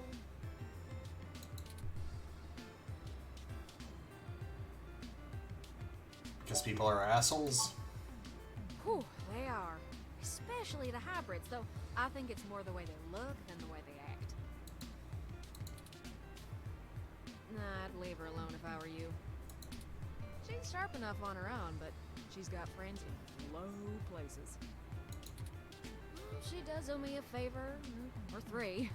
But I ain't sure I want to waste one on pulling your foot out of your own rear, you hear? Alright, how do we find Hayden? Yeah, I'm not real sure, hon. But it would likely help if we knew why he went missing in the first place. I'll stay here and ask around a bit. People know me, and they sure ain't gonna talk to a newbie like yourself. Why don't you hop back over to Hayden's place and grab the data cache out of his computer for me?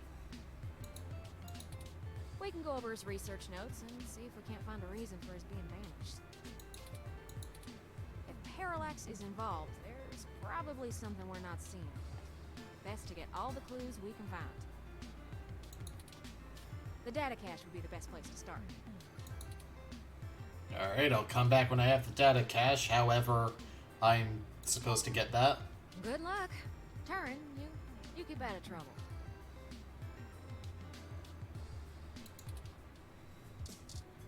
See, there's another screen here, though. This punk doesn't look too into what they're playing. Even still, they probably won't ever get off the machine, no matter how long you wait.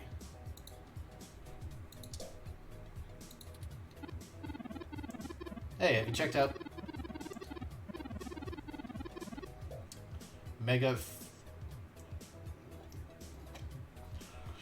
Heard the machine was donated to Stardust recently, but it's been having problems since it got here.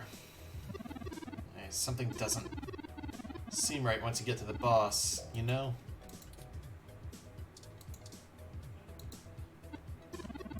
Hey, there's a mesh-wide legend going around about that. It says if you reach the final screen, you'll carry what you've seen with you.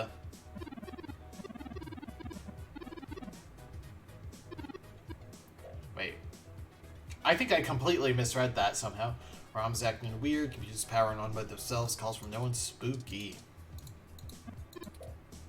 Need some hot tips? Oh, those crystal balls that pop up, shoot them. They'll help you out. The rod gives you life, the dagger gives your zapper some extra charge, and the eye blasts away all the enemies on the screen. Kaboom! The morning sun vanquishes the horrible night, right? What a horrible night to have a curse.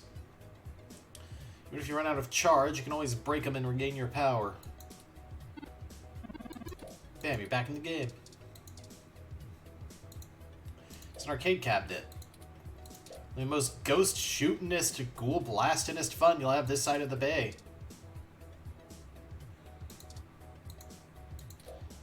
This game looks kind of freaky, all the lips and eyes. This side of the bay. So is there like something? Is there an arcade cabinet that's only available in Oakland or something? Okay, let's get that.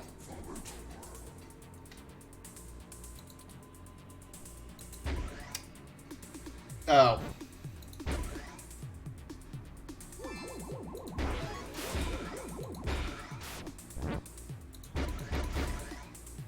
It's a shooting gallery kind of thing.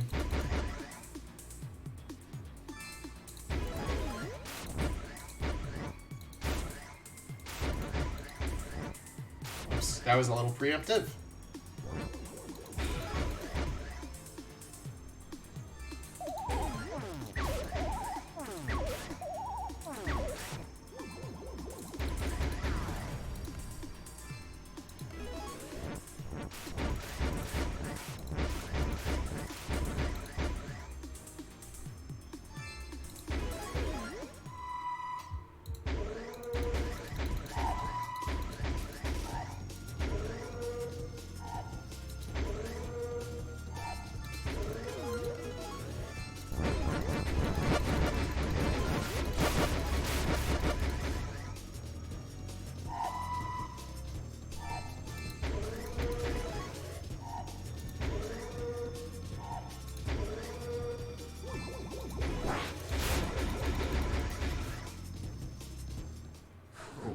You died. Still, though, not a terrible showing for a human without implants.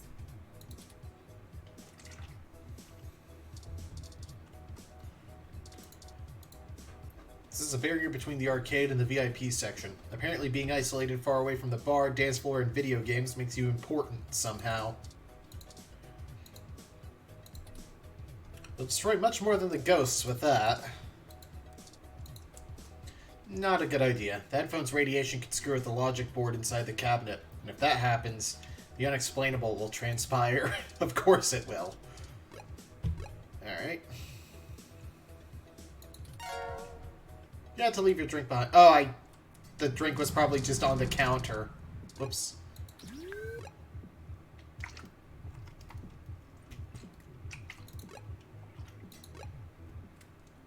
Halt, citizen.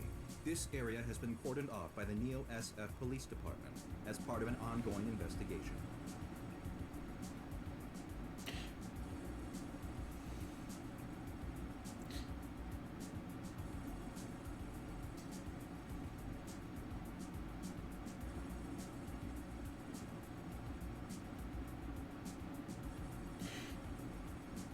Was that also Sung-Won Cho voicing this?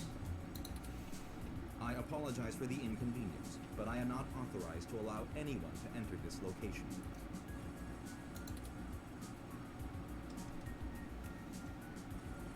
That's my friend's place. Is everything okay? I'm sorry, citizen, but I cannot give comment on any currently ongoing investigations. If you would like to leave your contact information with me, I can forward your inquiry to the detective in charge, who will get in touch with you as soon as it is feasible. They may have questions for you. Thank you in advance for your cooperation, citizen. Listen, I really need to get in there. That will not be possible, citizen. The area must be preserved in pristine condition for the collection of evidence. Only authorized Neo SFPD personnel may enter.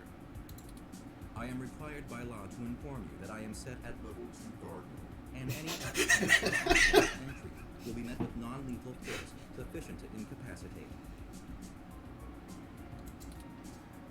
I apologize, but I must ask you to move along. Loitering around an active investigation area is prohibited by city statute, and I am authorized to issue the citation of a fine to any persons found to be doing so. We should go ahead and get moving. Oh, drat. I did not expect the police to get involved so quickly. The situation is already growing out of our control. I suppose we don't have to hide the fact of Hayden being missing anymore, but we do have to move faster. Do you have any ideas on how to get in there and grab that data cache? The window?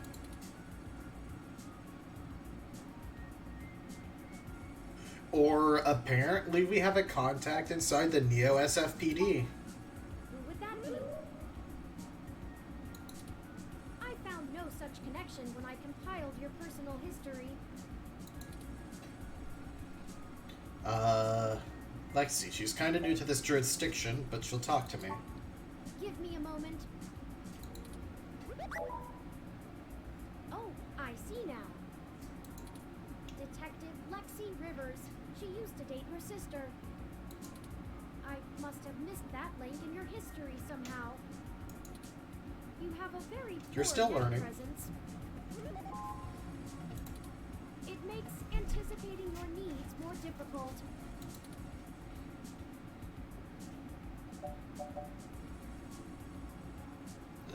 Sorry? It's okay. We'll work on it. Well, setting aside your unreasonable distaste for technology, I agree with your suggestion. Her online profile suggests that she might be willing to work with us off the books, so to speak. A considerable boon, since I would prefer to maintain the clandestine nature of this investigation for now. Let us go and find Miss Rivers to request assistance.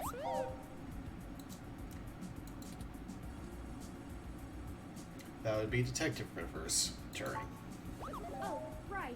Should I refresh my protocols for handling titles around Detective Rivers?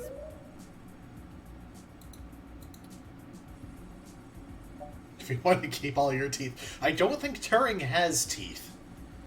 It's definitely what I recommend. Done and done. We wouldn't want any social faux pas, would we? Now lead the way.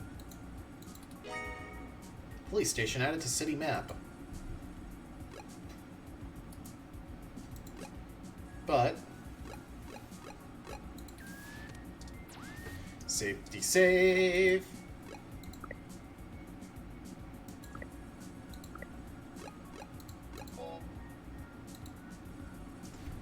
Can I just... Okay, I can just type.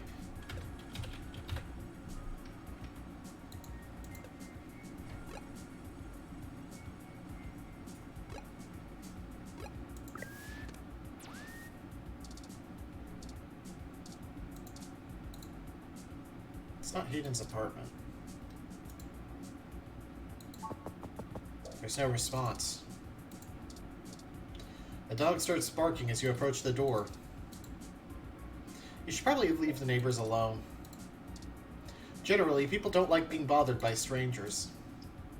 You can hear people grumbling on the other side. It sounds like somebody's making a phone call. Hey, you! We've had reports of someone making a disturbance. They're coming with us. They're kicking us out of the building. What Ding are we dong going to ditch. do now?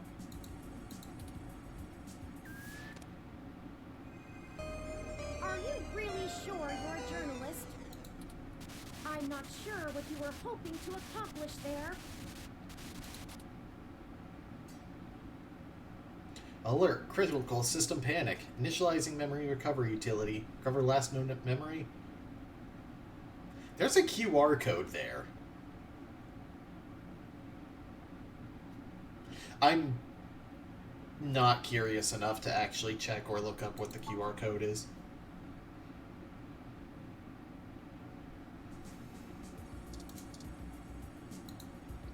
The ROMs of the Neo SFPD talk quietly, but they carry a big stick, or chassis at least. The ED-64 law enforcement ROM is a mainstay in the police stations of large urban centers, thanks to their resiliency, non-lethal weaponry, and bargain bin price point. That's an 83. Some gangs call these police bots pig irons, which is silly since they're mostly made of plastics and composite ceramics. Despite their measured behavior, ED-64s are capable of incapacitating large crowds very quickly, presumably by boring them to sleep with police procedural guidelines. Identification scan. Oh, 83 is the unit number, okay.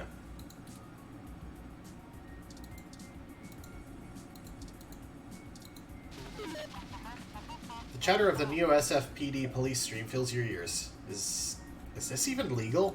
I'm pretty sure listening to police scanners actually is legal. Halt, citizen. This area has been cordoned off by the Neo SF Police Department. I apologize for the Oh, this is the same stuff. Any attempts to gain entry without proper police authorization may... Alright.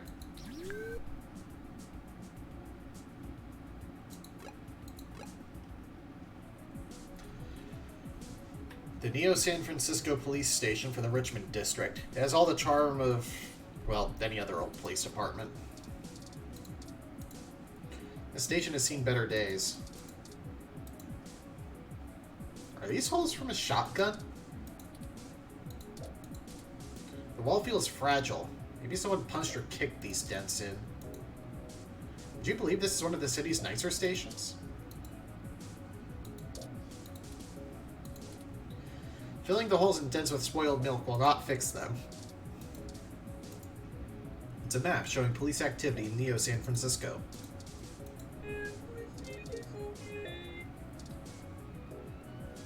According to this, things are looking okay. Okay. These readings are pretty questionable.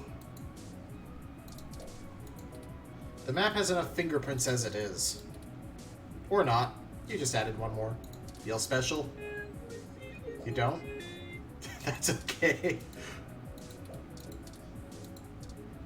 The screen doesn't have a speech recognition module. And yet you keep talking to it. How silly you look. How did you become a technology journalist again? Turing? I didn't ask you. The screen bloops, but it doesn't really do anything.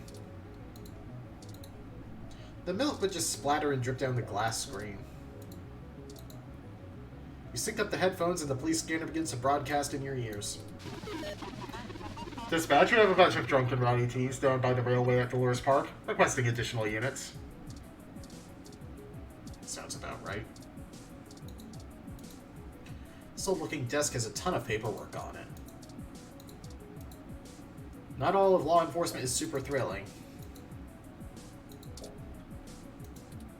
You technically already have a desk job.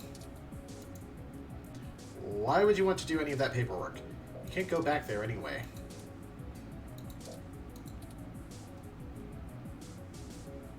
That makes sense. You want to ruin the one decent thing in this entire rundown station? Yes. You can't get close enough to the computer, nor would you be granted access. An ED-64 police unit attends the front desk. The way their eye moves is unnerving.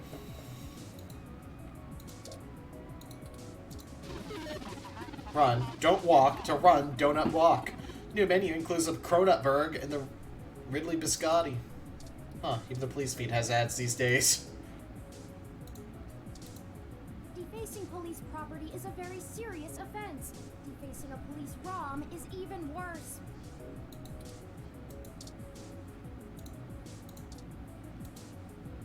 Maybe touching the front desk attendant isn't a good idea. They're a ROM, but they're also still a police figure. You don't need to show your ID to the police ROM. It knows who you are via facial scan.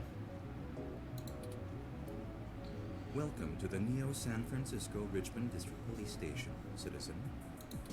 How may I be of assistance today? Hey, didn't I just see you over at my friend's apartment? I believe you are mistaken, citizen. Perhaps you encountered another Parallax ED-64 law enforcement bomb. In my limited experience, I have found that ROMs, much like humans, do not appreciate it when they are told they remind you of someone else. Yeah, but it's a police ROM. It doesn't count. I'm looking for Detective Lexi Rivers. Tell her it's Alice. Please give me a few moments to get in contact with Detective Rivers.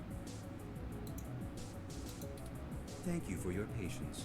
Unfortunately, Detective Rivers is out on assignment at the moment, but she has given me her authorization to send you her way. You can find her by the Carousel Building in Golden Gate Park, but I will caution you to exert care. Golden Gate Park, added to city map. She is working an investigation right now, and we are not responsible for your safety should you approach. Is there anything else I can help you with? My friend's apartment is being cordoned off. Can you tell me why? I apologize, citizen, but I am not authorized to comment on ongoing investigations. I will pass your concerns on to the detective in charge. Is there anything else I can help you with? Is there anything you can tell me that's newsworthy? I am not authorized to comment on any ongoing investigations, but the protests outside Genus are a hot human interest topic. Perhaps you could look around there. Feel free to note the assistance of the Neo San Francisco Police Department in your article. Is there anything else I can help you with? No, thank you. Have a good day, citizen.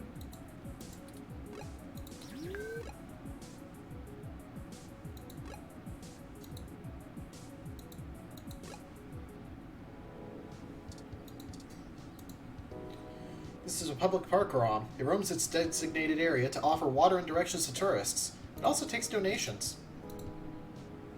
It seems really dedicated to giving out water.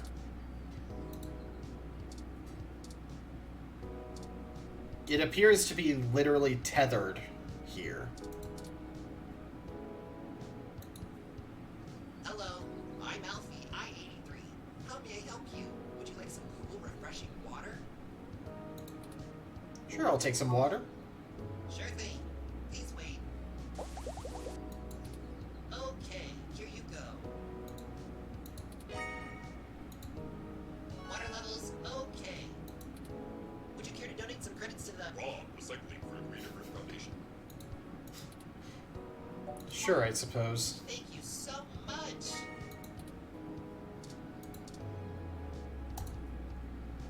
Eucalyptus globulus, the Tasmanian blue gum.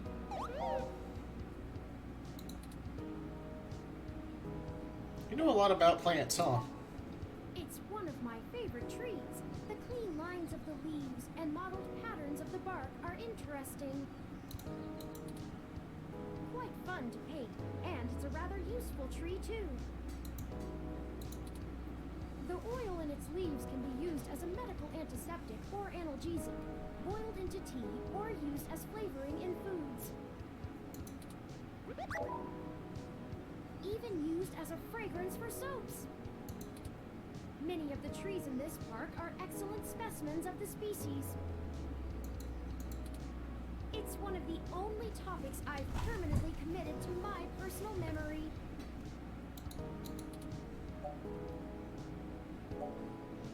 Thought you painted abstract art. Oh, I do. However, I originally started by painting landscapes. My interest in the arts began through Bob Ross's work, and he focused on landscapes. I guess that's true. It wasn't until recently that I moved on to other forms of composition. Bob Ross? Yes, have you heard of him? During my initial stages of mental growth, Hayden limited my media access to mostly only educational programs. I had almost a century of public access television to review, and I stumbled upon Mr. Ross's excellent show, The Joy of Painting. He used an easy-to-learn wet-on-wet oil painting technique, and I started to paint along with the episodes. I also find his philosophical views compelling. He often used anecdotal stories from his life to illustrate his opinions. I respect the man quite deeply. I've committed all 403 episodes of the series to my personal memory. Your personal memory? Ah, yes. I don't actually store most information on my local memory. It's actually rather limited, and I have to be a bit choosy about what I keep. So most of the information I utilize, I just pull off the meshnet when needed. It's like relearning things over and over again. I'm sure you would find it tedious, but I enjoy making sure my reference tables are up to date in my spare clock cycles. I mostly store things locally if they are of some critical importance to me, like information pertaining to personal memories or knowledge that would be helpful if I found myself disconnected from the net. And eucalyptus trees make the cut? Well, as I said, I keep things pertaining to my personal memory. It may seem insignificant, but without the information about Eucalyptus globulus, I'd lack critical details about my painting history and the local area, both of which I find important to my emotional development. Sometimes it can be a bit difficult to know what's important and what isn't, but I fear losing parts of myself. So, Eucalyptus globulus stays. You're cute. Of course I'm cute. The basic ROM form factor is designed to place us firmly outside of the uncanny valley. I can't imagine adoption rates for the technology would have been very high otherwise. Thank you for the information, Turing. Of course. Enough about the happy little trees. You'll have to excuse me for chattering on like that. We'll have plenty of time to discuss things once we found Hayden.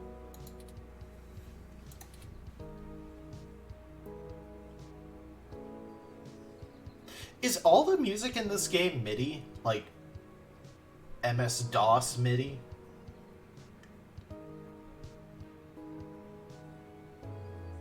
Now, this seems a little more complex than an MS-DOS game's music.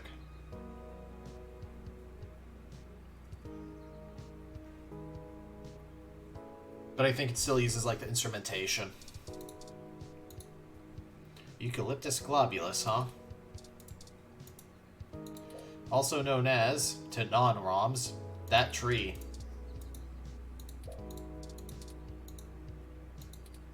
The tree probably doesn't care about who you are, but the birds might. Spoiled milk is not very good fertilizer.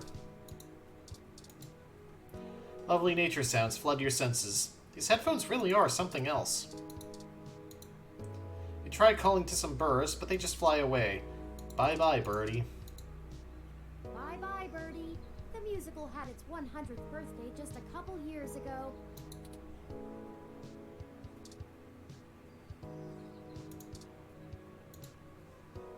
Originally built by the Herschel Spillman Company in 1914, this carousel is still one of the outstanding attractions near the children's playground.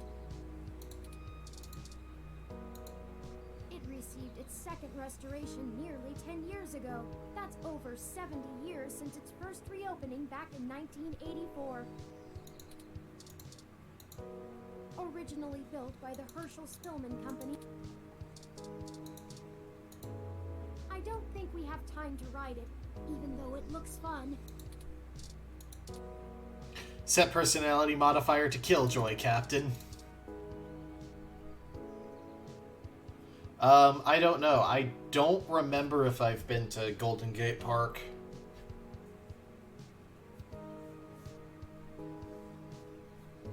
Ride it and review it. Turing totally won't let you ride it yet. Something to look forward to when the mission's over.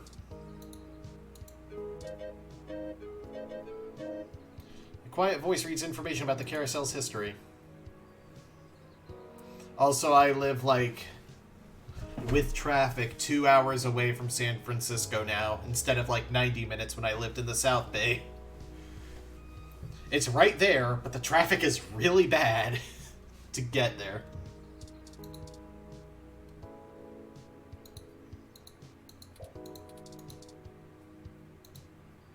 Hello, I'm Alfie, I-83. All right. Look at glass of water. The 2064 Golden Gate Park Holiday Souvenir Glass. Refillable at any Alfie refreshment bot. Currently holding some cool, refreshing water.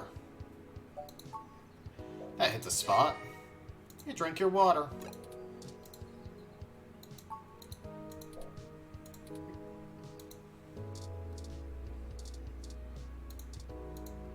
Do you think I'd look nice in that hat?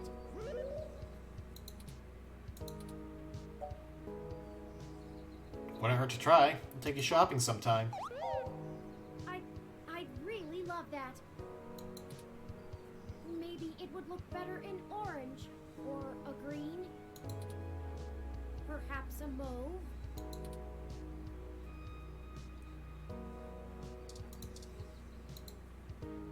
Her hat appears to be enjoying the breeze more than she is. She's got it in a death grip. Seems intense.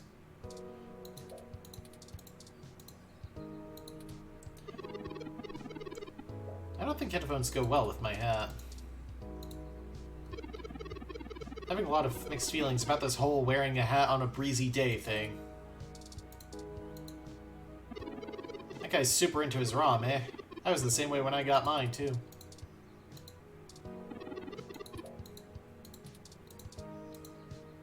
Looks like he's taking a photo of his ROM.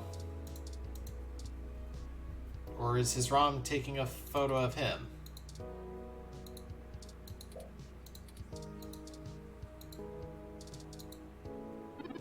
The photo doesn't compare to my new ROM. It's an Apollo Mark 7 model. What does that smell? Even the ROM did it look like. Cute headphones. Not as cute as my new ROM, though.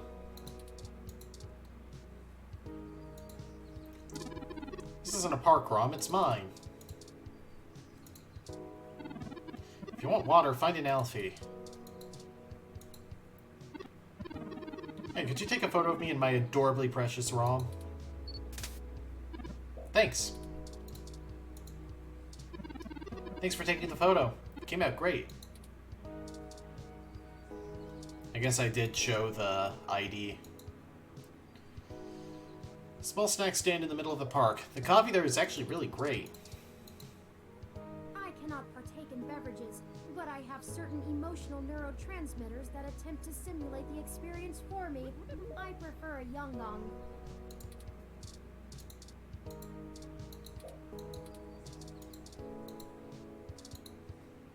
So much to buy that you really don't need. They say milk is a great way to ruin coffee. They also say using spoiled milk is even worse. Who are they, anyway? Doesn't matter. They make better decisions than you do.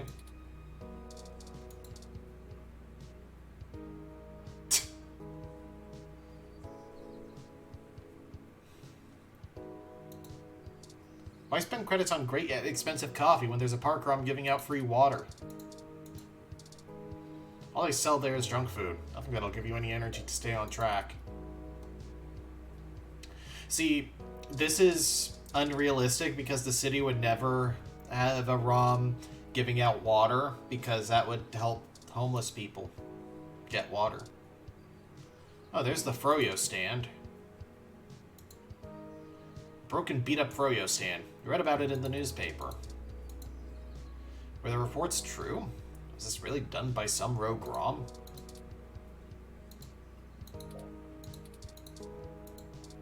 You can't get Froyo today. The entire stand was destroyed.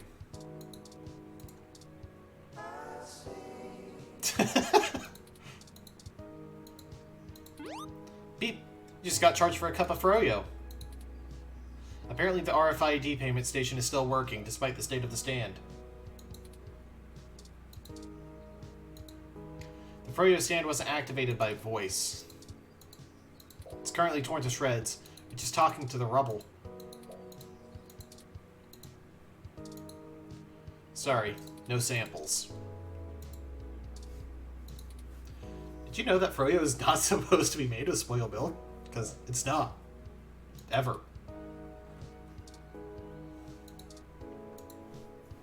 A very distraught owner of a very destroyed Froyo stand. Doesn't look like he's had the best day.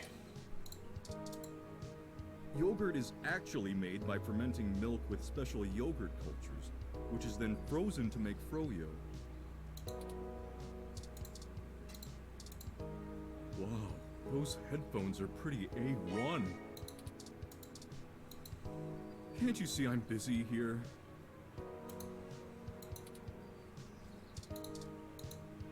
Look, I've gone through a lot today. Just give me some space, okay? One of the NSFPD's finest ROMs on assignment in the park. Was it really necessary to bring out a ROM this big for a vandalized Froyo stand? The chatter of the Neo SFPD police stream fill your ears. Is this even legal? This is Detective Lexi Rivers. Met her through your sister a while back, but you haven't seen her in some time until today. She always seemed to really care about you. Has helped out a time or two in the past.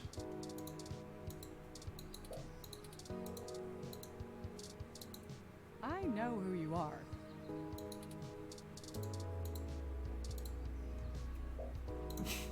Every single time I dare put a bit of faith in you.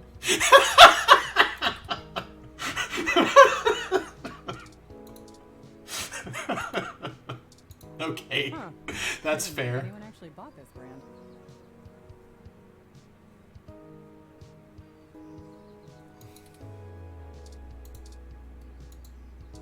It's probably not a good idea to push Lexi around. Keep your hands to yourself.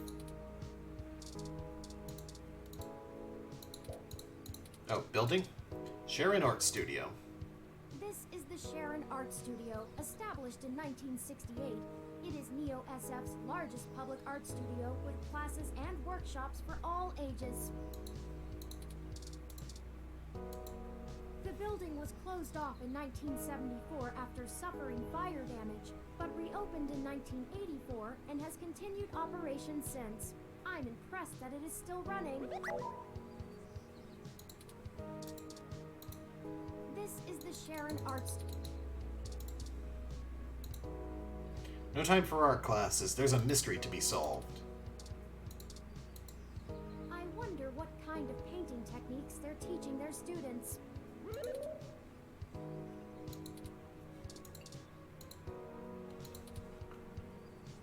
It's quiet, likely on purpose to allow focus. I'll do one attempt and then just ask for the correct responses.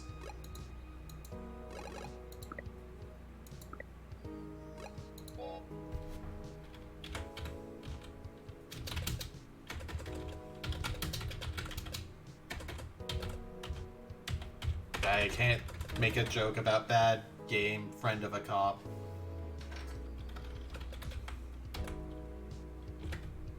Ah! Just fuck it.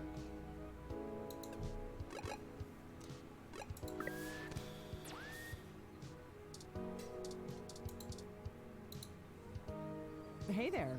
Long time. Give me a few minutes to wrap this up, okay? I swear you wouldn't believe the amount of paperwork I have to file over a damn wrecked Froyo stand. By the way, how's your sister doing?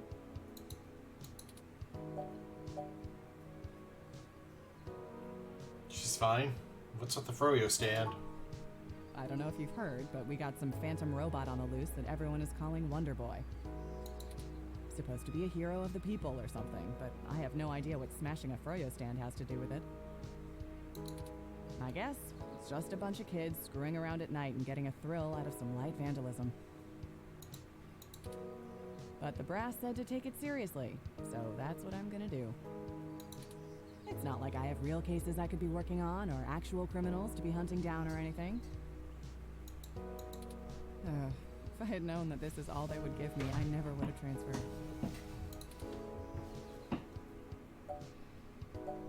Why did you move anyway? I transferred because the credits were good. I thought being in a bigger city would mean I'd get to work some bigger cases. Instead, I'm stuck chasing ghosts and dead ends. What's their problem with you? Let's see. I'm too young for full detective. I'm too big of a hothead. I've got a history. I have augments. Take your pick. So yeah, I have plenty of spare time to help you with whatever you got. It's gotta be better than dealing with this crap.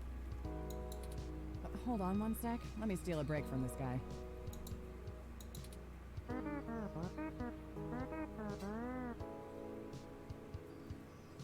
So, fill me in. What's going on? An old friend of mine, Hayden, has gone missing. Oh, shoot, that's no good. How long have they been gone? I'll have a hard time getting a focused effort on the case immediately unless there's evidence of foul play. Unfortunately, Detective, things are precisely that serious. I am Hayden's personal Rom, and I was witness to the kidnapping. I can assure you Hayden was taken by force, and that time is of the essence. Just prior to the incident, he instructed me to seek help should anything bad happen. I now believe he has been expecting trouble of this magnitude. We need your help if we're going to track him down. Damn. All right then, I'll do what I can to open up an investigation. I can't guarantee I'll be put on the case, conflict of interest and all, but I can sure keep tabs on things for you.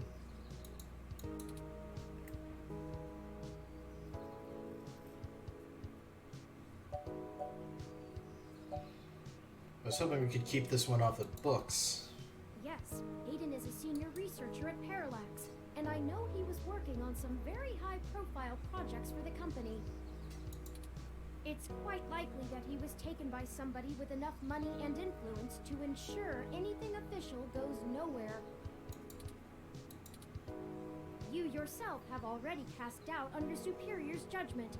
Unfortunately, we share the sentiment. In fact, we know there is already some kind of currently ongoing investigation. We were stopped from entering Hayden's apartment by an NSFPD ROM. That's why we came to you. We were hoping you would be empathetic to our cause. You know, you're a bit chattier than most ROMs. I guess it makes sense that Parallax employees get the shiniest new toys, huh? I'll see what's going on in the department. I don't know what I can do if someone inside actually is dirty, but I can pass information to you if I decide my superiors aren't taking things seriously. They wouldn't have left only one bot by the door if it was something important enough to squash. Hopefully it's unrelated. I'll get back to you on it soon. Just relax and we'll figure this out. Promise.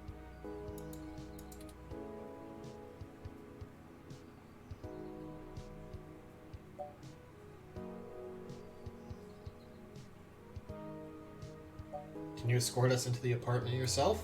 No way, not gonna happen. If there's already an investigation, I'm not gonna let you just waltz in and tamper with evidence, cover up or not. At least give me a day to make sure they're doing the job right.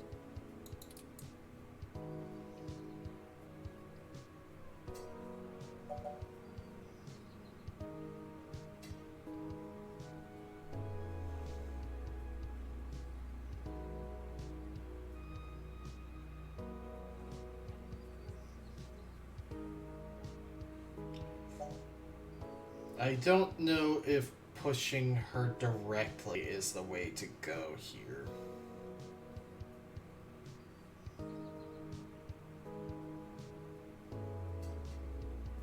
I mean, if she's new to the department, then it's more likely for her to get let go if she gets caught breaking rules.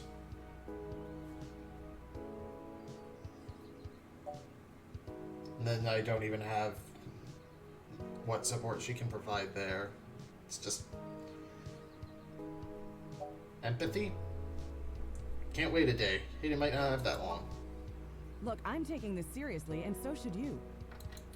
If Hayden is in real danger, you bumbling after whoever took him is just gonna get you killed. I don't need that kind of crap on my conscience.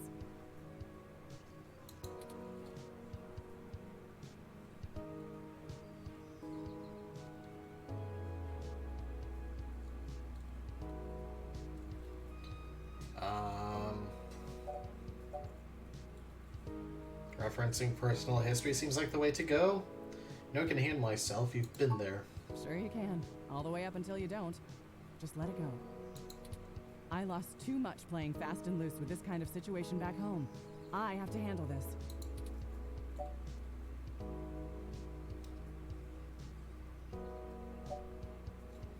I'll be careful. I just want to help my friend. No. I'm sorry, but we're not going to do it that way. I know you think I'm just being paranoid, but the city is tense right now. With the protests and everything going on, you might be poking around in a hornet's nest. Let me do my job. I don't want you to get hurt. Get a weapon of some kind and stay safe.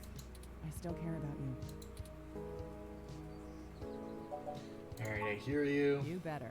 I don't have a stick up my ass about regs, but I'm not going to send an untrained civilian into this alone, much less a friend.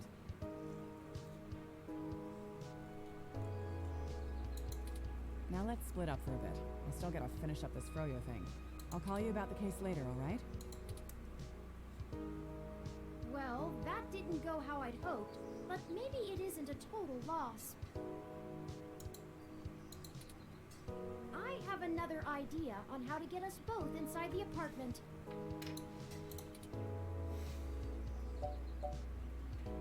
So I'm probably gonna want to reload there, I'm guessing.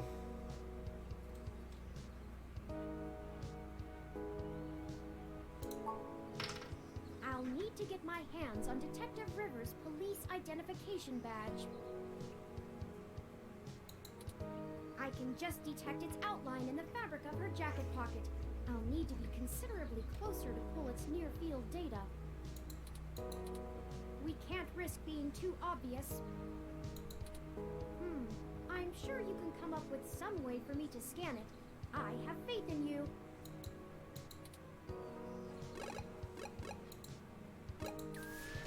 I mean, no reason not to be safe and just load that one anyway.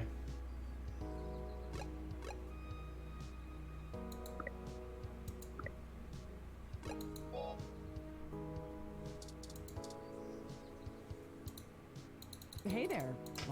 Give me a few minutes to wrap this up. By the way, how's... I don't know if you've heard, but supposed to be a hero of the people. I guess it's just a bunch of kids screwing. But the brass said to take it serious. It's not like I have real cases I could be... if I had known that this... I transferred because the credit... Instead, I'm stuck. Let's see. I'm too young for full detective. So yeah, I have plenty of... It's gotta be better than dealing with it. But hold on one sec.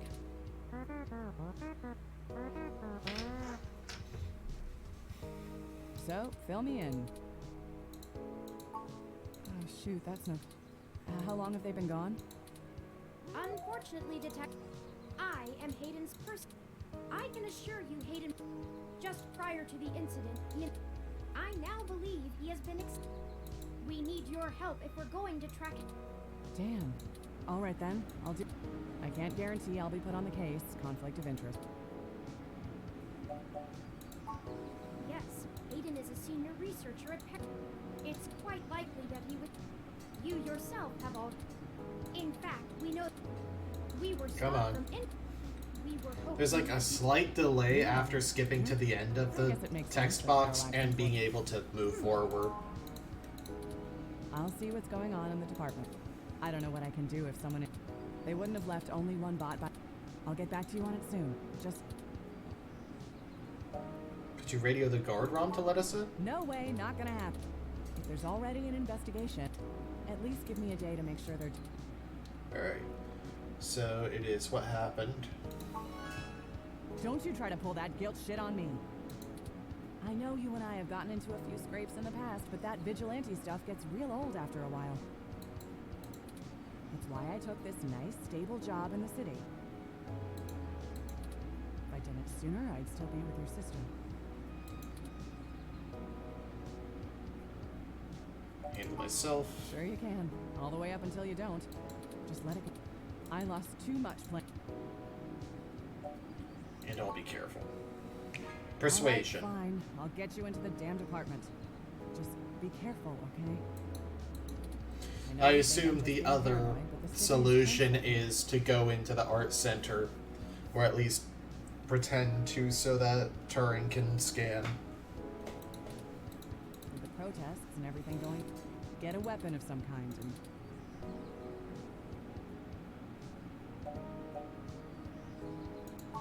You do that. I'll radio ahead to the bot of the place. Let me know what you find out. Alright, I better get out of here. Hey you, Froyo guy. Come along to the station and we'll get this report filed. Who, me? But I've gotta attend my stand.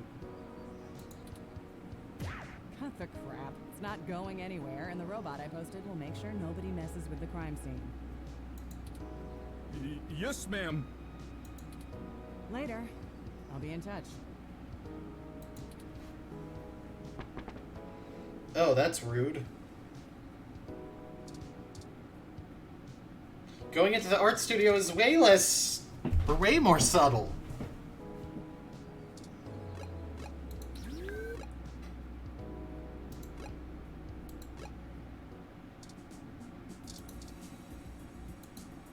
Halt, citizen. This area... I apologize for the inconvenience. I have permission from Detective Lexi Rivers to enter here. One moment, citizen, while I verify Detective Rivers' authorization. Authorization obtained. Good luck with your investigation, citizen. I caution you to restrict your observations to the visual, though, as there has not been an officer in to check the scene personally.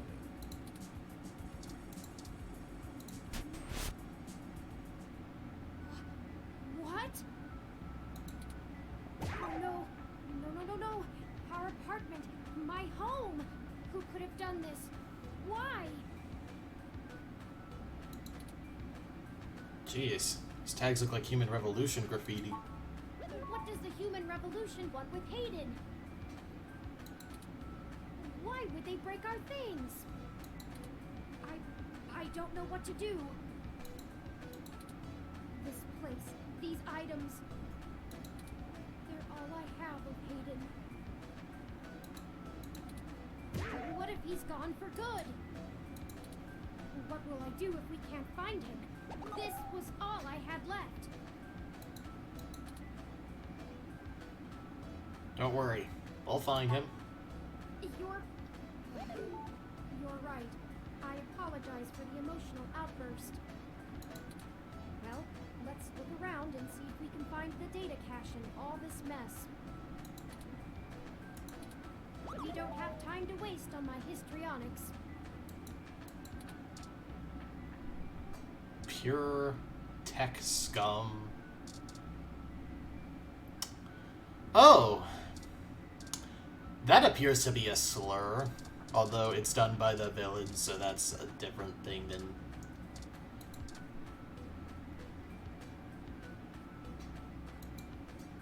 Someone took the time to methodically shred the poor plant. Even dashed against the floor, Hayden's plant somehow seems healthier than the one at home. Whoever did this could probably use a hug.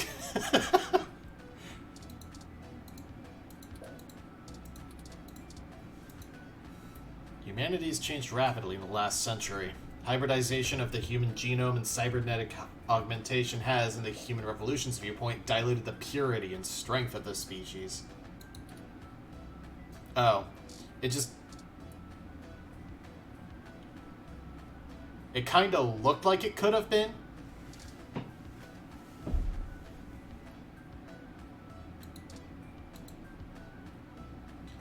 Human Revolution members don't get invited to many parties.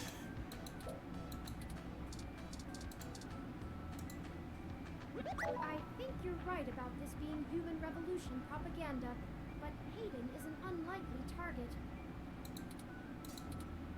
I know they don't like Parallax because they think advanced technology in general is bad, but they spend most of their time going after hybrids and cyborgs. I'll run some deep meshnet searches and see if anything turns up. Human Revolution takes issue with all things high-tech. Anyone who works in it or is related to it is just tech scum.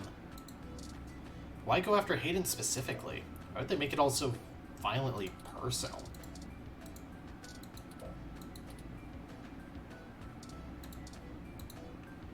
View is marred by graffiti and splintered glass. There's so much broken glass splayed out on the balcony.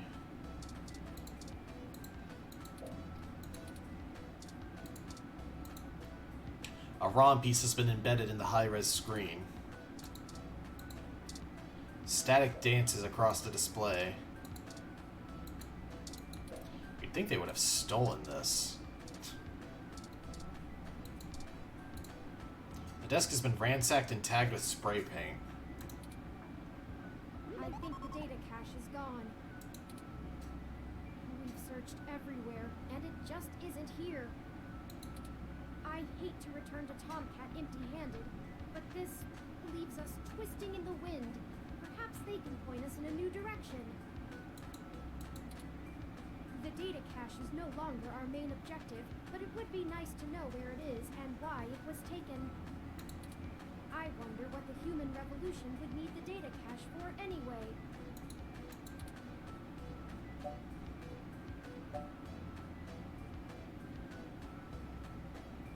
Maybe they took it to delay Hayden's research? That's a distinct possibility. I just don't have enough personal experience with the Human Revolution to give you an honest answer. The information on the meshnet is extremely conflicting and desperately polarized. Some of it paints them as neo-druid nature lovers, other parts as bigots stuck in the past. Perhaps we could...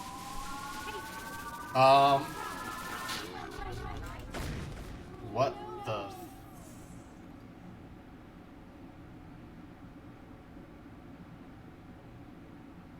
This game does not autosave, so please be sure to save frequently.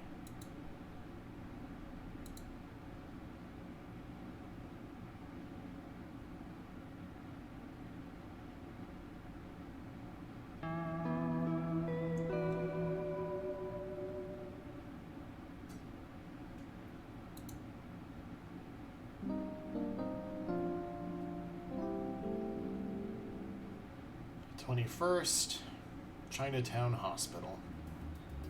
Achievement unlocked, Black Owl.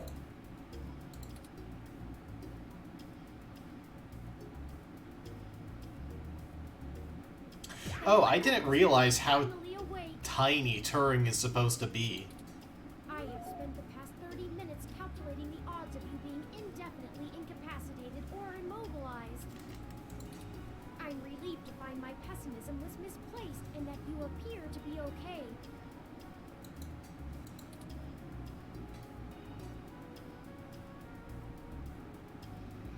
Yeah, I am. Are you okay? I'm fine. Whoever ambushed us clearly wasn't interested in causing either of us serious harm. After you collapsed, my power systems were jammed by whoever attacked us. It took me 2 minutes to reboot and call an ambulance.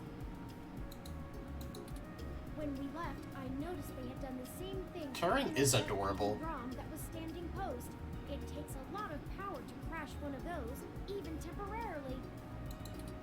Serious military hardware like that is difficult to obtain, but that type of non-lethal electrical field would interrupt my systems as well. Likely a mil-spec neuro-scrambler. Why did they just attack us and leave? If we walked in on them while they were searching the apartment for Hayden's files, I can understand them stunning us to make their escape.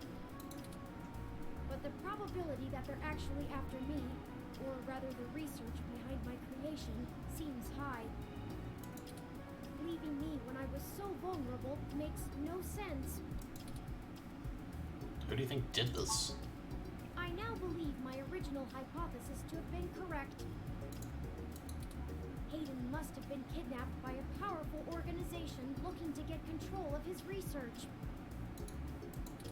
Trashing our apartment may have been a cover for the theft of the data cache we were looking for.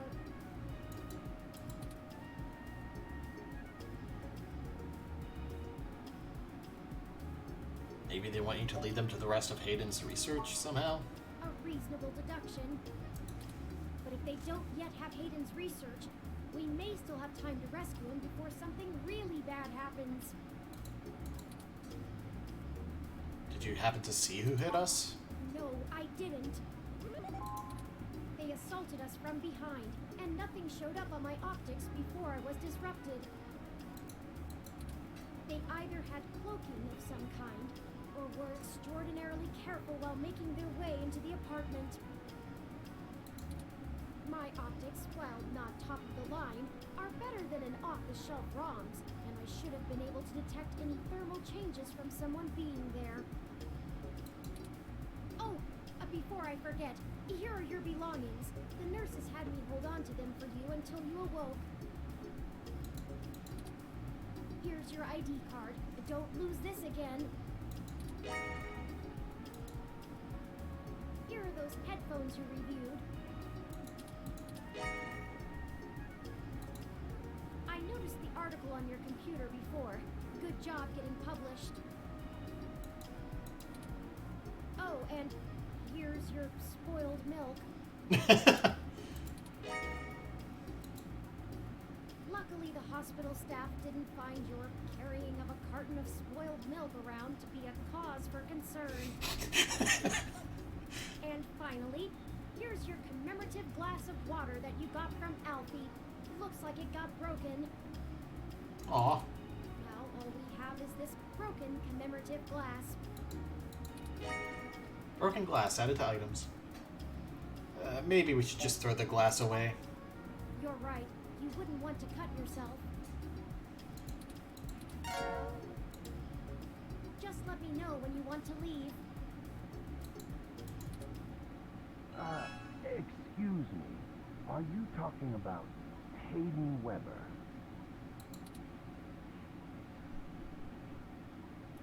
Comments your bag was soggy.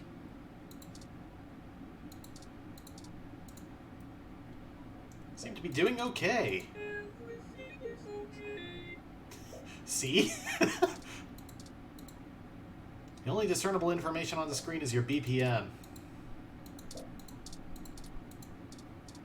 You're a writer, not a doctor. Sit back down. You're gonna make things not okay. Bloop. That means no. How are things, Medicomp? Sounds like it's dying. Good enough. It only really gives that one answer. Don't question a good prognosis.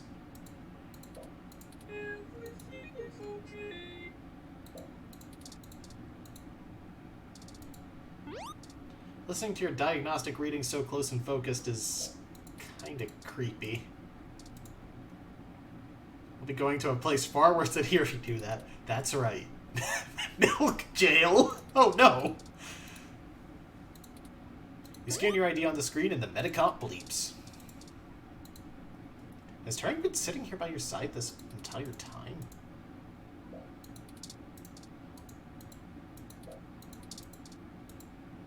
I think I recognize that voice, but I can't be sure. I'm glad you're okay. Let's find out who that is so we can get out of here. I think I recognize... Turing already knows who you are. It doesn't take headphones like these to hear Turing loud and clear all the time. It's decently comfortable in spite of the coverings. Ugh. These blankets are either getting washed and sent to the next patient or thrown out right away. It's scary, you can't tell which. Metal railing is cold to the touch. Not one of those fun-moving reclining beds, sorry to say.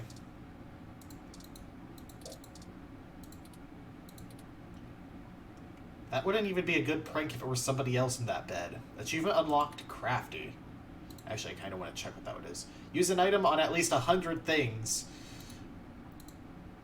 Jeez.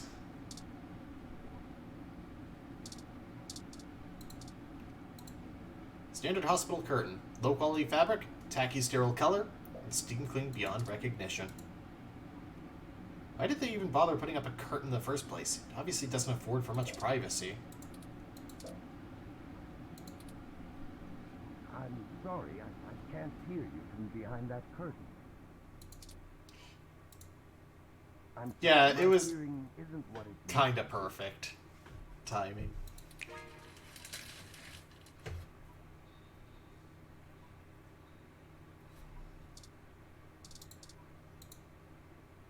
A nice, if busy and crowded, view of the town. May not be very calming visuals for recovering patients, but it does serve to remind that there's a bustling world outside. Locked, but you dig the warmth from the sun. Don't smudge up the view. The beauty of the view inspires you to hum out a little ditty. Not much of an enchanted moment with the window closed. Don't try to throw it out there. You just got it back. Your idea has been nothing but useful to you so far. The window is locked, and there must be a better use for the milk than just ruining this view. There's probably not. Some sort of medical device is hooked up to his chair. Seems to be running diagnostics on his status. We've never seen a computer like that before. You can't read it. That's dangerous. Plus, he's sitting right there. Don't touch that before things get morbid. Maybe Turing is more adept at speaking computer. I'm sorry. I'm afraid I can't do that. You know, I really should have expected that at some point. Guess ROMs aren't backward compatible. Are you threatened by the presence of something potentially more technologically advanced than Turing? Intermediate bleeps and bloops, not unlike the ones coming from your own Medicomp. Seems he's your roommate. Better say hello before you leave. Sorry for being a nosy Nancy. Hayden's an old friend of mine, and this sounded all too familiar. Has anything happened to him? Were you listening in on our conversation? I hate to be the one to tell you, but privacy screens are hardly soundproof. However, if this situation concerns us both, perhaps we can help each other. Who are you? Of course, I've not yet introduced myself. I don't know. Shin Megami Tensei has taught me to be questioning of people who show up in chairs. My name is Dr. Yannick Fairlight, and I'm the founder and former CEO of System 1 Software, now owned by Parallax. He is telling the truth, at least as far as I can intuit from information on the meshnet.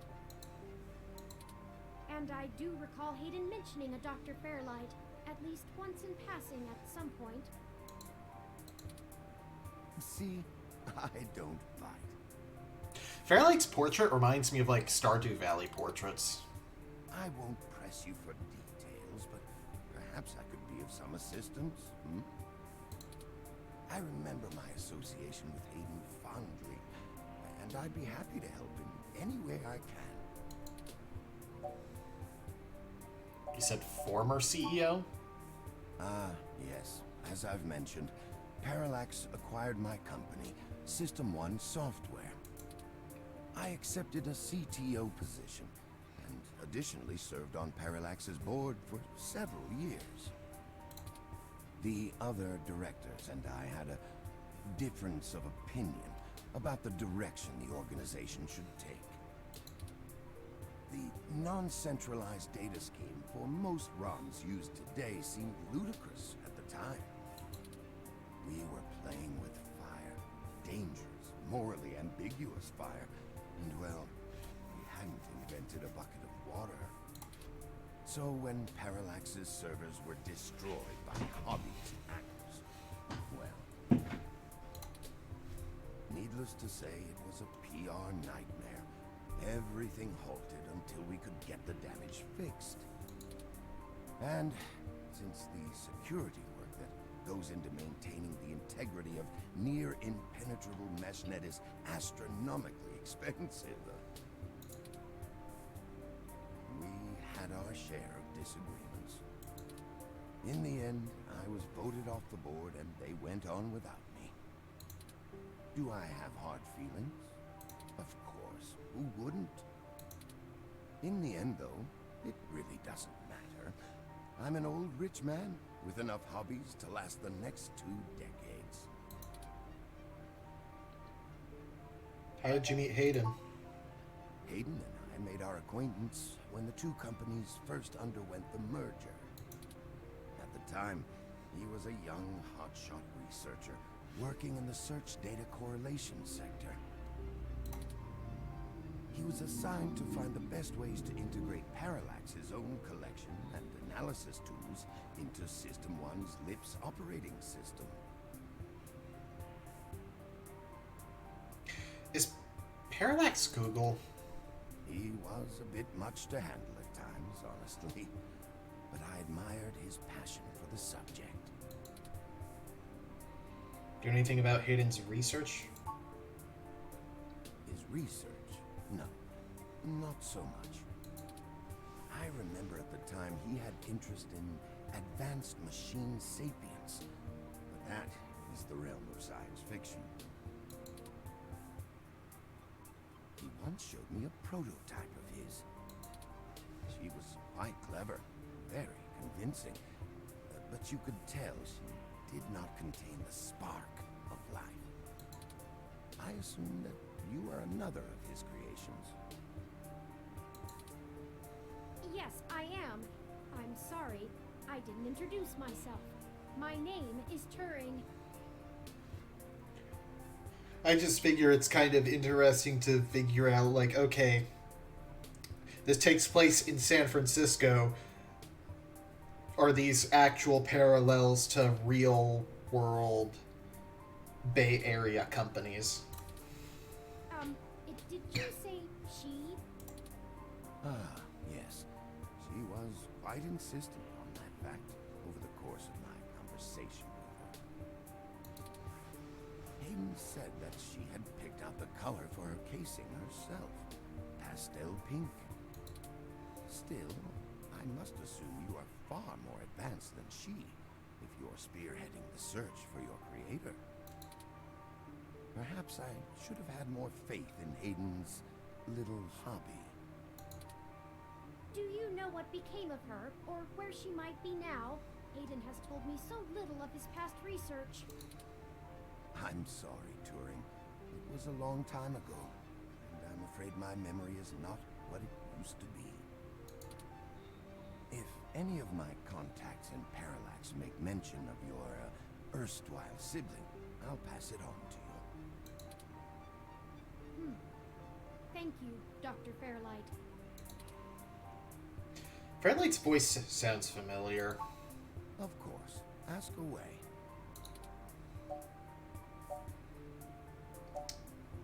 Can I ask what you're doing here? The chair you find me in is an advanced diagnostic and life support run. Its development is one of my hobbies, so to speak. It monitors my vitals and administers medications as necessary to keep my body stable. I likely would have perished long ago without it, or at least would have been severely bedridden. It requires frequent maintenance, and I'm here to have it examined.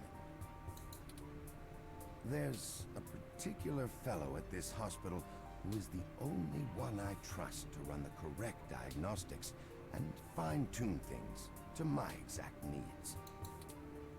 It's the same way you might get your car serviced, making sure everything's in check. It's too integral to my health to count on just luck. Chadwick? Am I about to get leg mud? Unfortunately, many critically injured patients were rushed into surgery all at once. My appointment has been pushed back. All at once? The Wonder what hospital happened. administrators placed me here with a resting patient so as not to be disturbed by the chaos outside. I don't think they expected you to awaken quite as quickly as you did. Adam Harrington. Oh.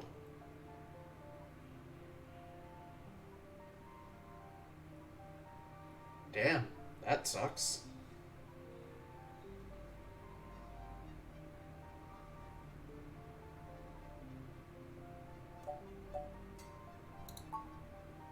I can think of a few ways. I still have some contacts in Parallax and can put out some quiet feelers. Maybe they'll know something. I will admit, I don't have much to offer until there's more information. I'm enjoying it. Some of the protagonists' dialogue is a bit more aggressive than I would like at points, but... Is there anything you can tell me? I'd like to help in any way I can. I'm really enjoying it so far. How did you find it, Hayden's apartment? I'm only at, like, the start of Chapter 2, so... The first time we went, nothing. But when we went back to extract his computer's data cache, the place had been pillaged, and the human revolution had spray-painted slogans all over our walls. Hayden Hayden's computer was gone, and we were assaulted. And now we're here, injured and losing our trail with each passing second. We're still frustratingly in the dark and running out of time. I fear Hayden is slipping out of reach. I am failing him. I'm very sorry to hear that. I wish I could do more. Hayden's company was most enjoyable.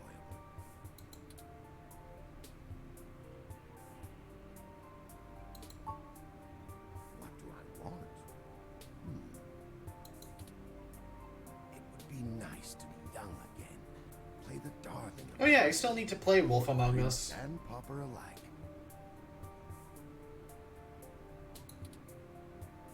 But right now, someone I grew very fond of is in great danger. I simply wish to see Hayden home again, safe. It's been very interesting speaking to you, Dr. Fairlight.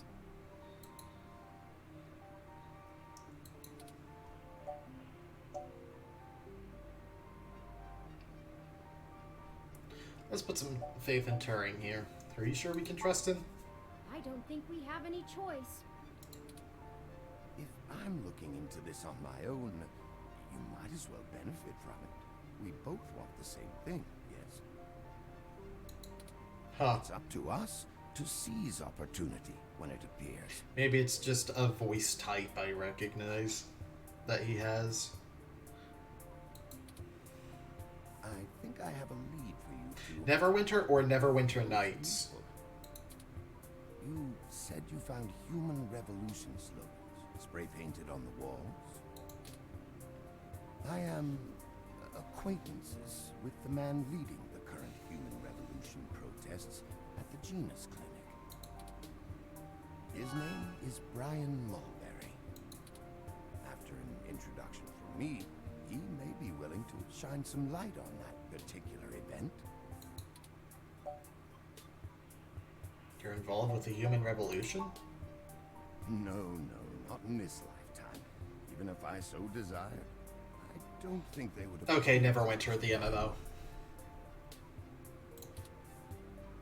While Mr. Mulberry and I were associated with each other once... I may have heard, like, voice clips in that then. Revolution. I find their methodology too aggressive, and their stated goals dangerously backwards. While I pushed for careful deployment of technology after the Parallax System 1 merger, I am no caveman. After all, I'd likely be dead without the advanced technology that goes into this chair. How do you know this Brian Mulberry? Well, when I exited Parallax, I sought out like-minded individuals. We worked together to prevent a full deployment of the MeshNet system. Brian Mulberry was one such person. We did not succeed in our efforts, obviously. Come to think of it, that event might have been what prompted Brian to take a more radical stance against technology. But yes, our motivations aligned for one brief time, and I gained his respect from it. Hopefully, that can be useful for you. Thank you for helping us out like this. I will send a message downstairs to my assistant, Leon Decker. He will hand you one of my cards to prove your association with me to Mr. Mulberry. Make sure you speak to him before you leave. In the meantime, I'll get in touch with some other individuals I know and try to find out any other information about Hayden that I might be able to pass on to you. I'll be in contact. It was a pleasure meeting you both. You should get going, Turing. Of course. Please, do not let me delay you any further. Good luck, Turing. I don't think Hayden's faith in you is misplaced. You are an impressive piece of technology. Thank you, Dr. Fairlight. We'll be in touch.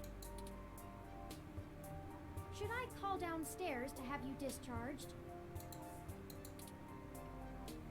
Yeah, let's go. You are one lucky dog. Didn't I tell you to be careful? Do you get it now? I can't be around to pull your ass out of the fire all the time anymore. I don't even know how I would have handled the Board of Inquiry or your sister if you'd actually been hurt. I'm sorry, Detective Rivers. Our assailant got the drop on us due to my negligence and lack of technical prowess. This is all because of my failure. Blame me. It's my fault. Sure, because the robot fresh off the assembly line is going to know how to handle this kind of thing better than the supposedly hard-boiled journalist you're carting around. Well, to be honest, Detective Rivers, I think I'll tell you the whole truth, since my friend here trusts you. Keep it under your hat, though, metaphorically. I am no ordinary ROM, but actually a prototype designed to be the first fully sapient machine.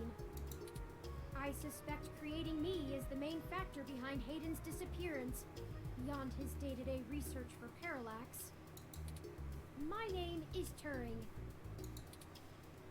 Whew. Okay. Hi, Turing. Well, that is a damn bigger problem than you first let on, huh, old pal? The first machine sapient. People are gonna have things to say about that. Especially the human revolution. Ugh. This is exactly what I wanted to avoid. You sure know how to get yourself dropped in the drink. Just get it together, both of you. I don't want you to get hurt, and it sounds like you're stumbling into a really dangerous situation. Plus, I'm starting to think that you were right. Someone higher up in the department is trying to delay any search into Hayden's disappearance. Here's the story. Apparently, the investigations you ran into this morning were about the lock on the apartment door being reported broken by a neighbor. I like the little Roomba looking ROM. The building couldn't reach Hayden, so they went ahead and got it fixed on their own, but the NSFPD sent a bot to check things out and guard the place for a while afterward, right? Standard procedure, treating it as a break-in. Have someone there for when Hayden shows up. Obviously, you and I know there's a bigger story, but when I filled out the missing person report, I was informed in no uncertain terms that I am to wait an entire 48 hours before I can upgrade the existing case. Why? Just on the off chance the door being busted and Hayden being missing are unrelated and my search screws something up for the completion of the break-in report. As if. There's a problem if you're so by the book you're getting paper cuts. And that was before all of this happened. The chief's not happy about whoever took the bot out. That's who they're after now. They won't even care if Hayden never shows. Today's assault and the vandalization of our apartment will only make the entire situation more confusing and sensitive for the police. There's too many moving parts to piece anything together, and it's not fun trying to argue with the bureaucrats that one thing happened over another.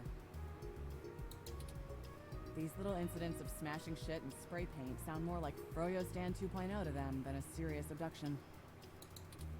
And I suppose I won't be very useful as a witness to the kidnapping without explaining the makeup of my being to the entire department, which will only scandalize things further. Darn it all! Look, it's not being squashed completely, so I don't think anyone's been bought. But until there's undeniable proof Hayden was taken by force, they're gonna care more about the poor doorknob and some paint on the walls than him being missing. Which means somebody definitely has some influence, enough to buy themselves time by forcing me to follow protocol to a T. Not that I will, but I'm gonna have to keep things quiet. It sounds like it's going to be up to us. Yeah, so stop messing around. There's certainly a story here, but if you keep botching your moves, you'll blow it. I'd really rather you not be involved at all, but I know that isn't going to happen at this point. I've got a bad feeling people are going to end up dead over this. I don't want you to be one of them, buddy. And I really don't want to be the one making that call to your sister. Please. I'll be careful, I promise. Even though I promised that before. And then got assaulted. Zapper added to items. Take this. Use it if you have to. Is this the same thing we got hit with? It's not. This is a medium-range electrolaser pistol. It uses a low-power laser to create a channel of ionized gas to complete a circuit between the gun and the target, then discharges a considerable amount of current into the air. Think of it as a wireless I cast laser gun. of older variety. This is a more suitable personal defense weapon, and it is legal to carry in Neo-SF without a license. The neural scrambler we were attacked with uses a powerful electromagnetic field to disrupt electrical signals in the target's nervous system. That's far more dangerous and prone to be permanently damaging to the target. You got lucky. I told you to get a weapon, but you didn't, so I picked it up on the way here. Be smart with it. Thanks. Hope I won't need it. Me either. I'll be in touch if I find anything out, but don't hold your breath. My superiors are gonna keep leaning on me to do nothing. Back to the grind, I guess. See you. Stay safe. Thank you for your time, Detective Rivers.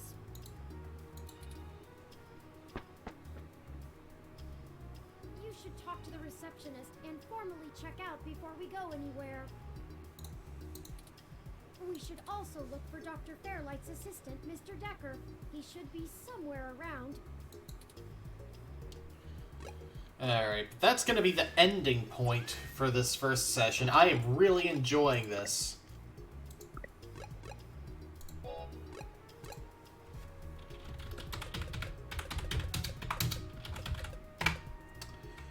So, hope you enjoyed. See you next time. Have a good one.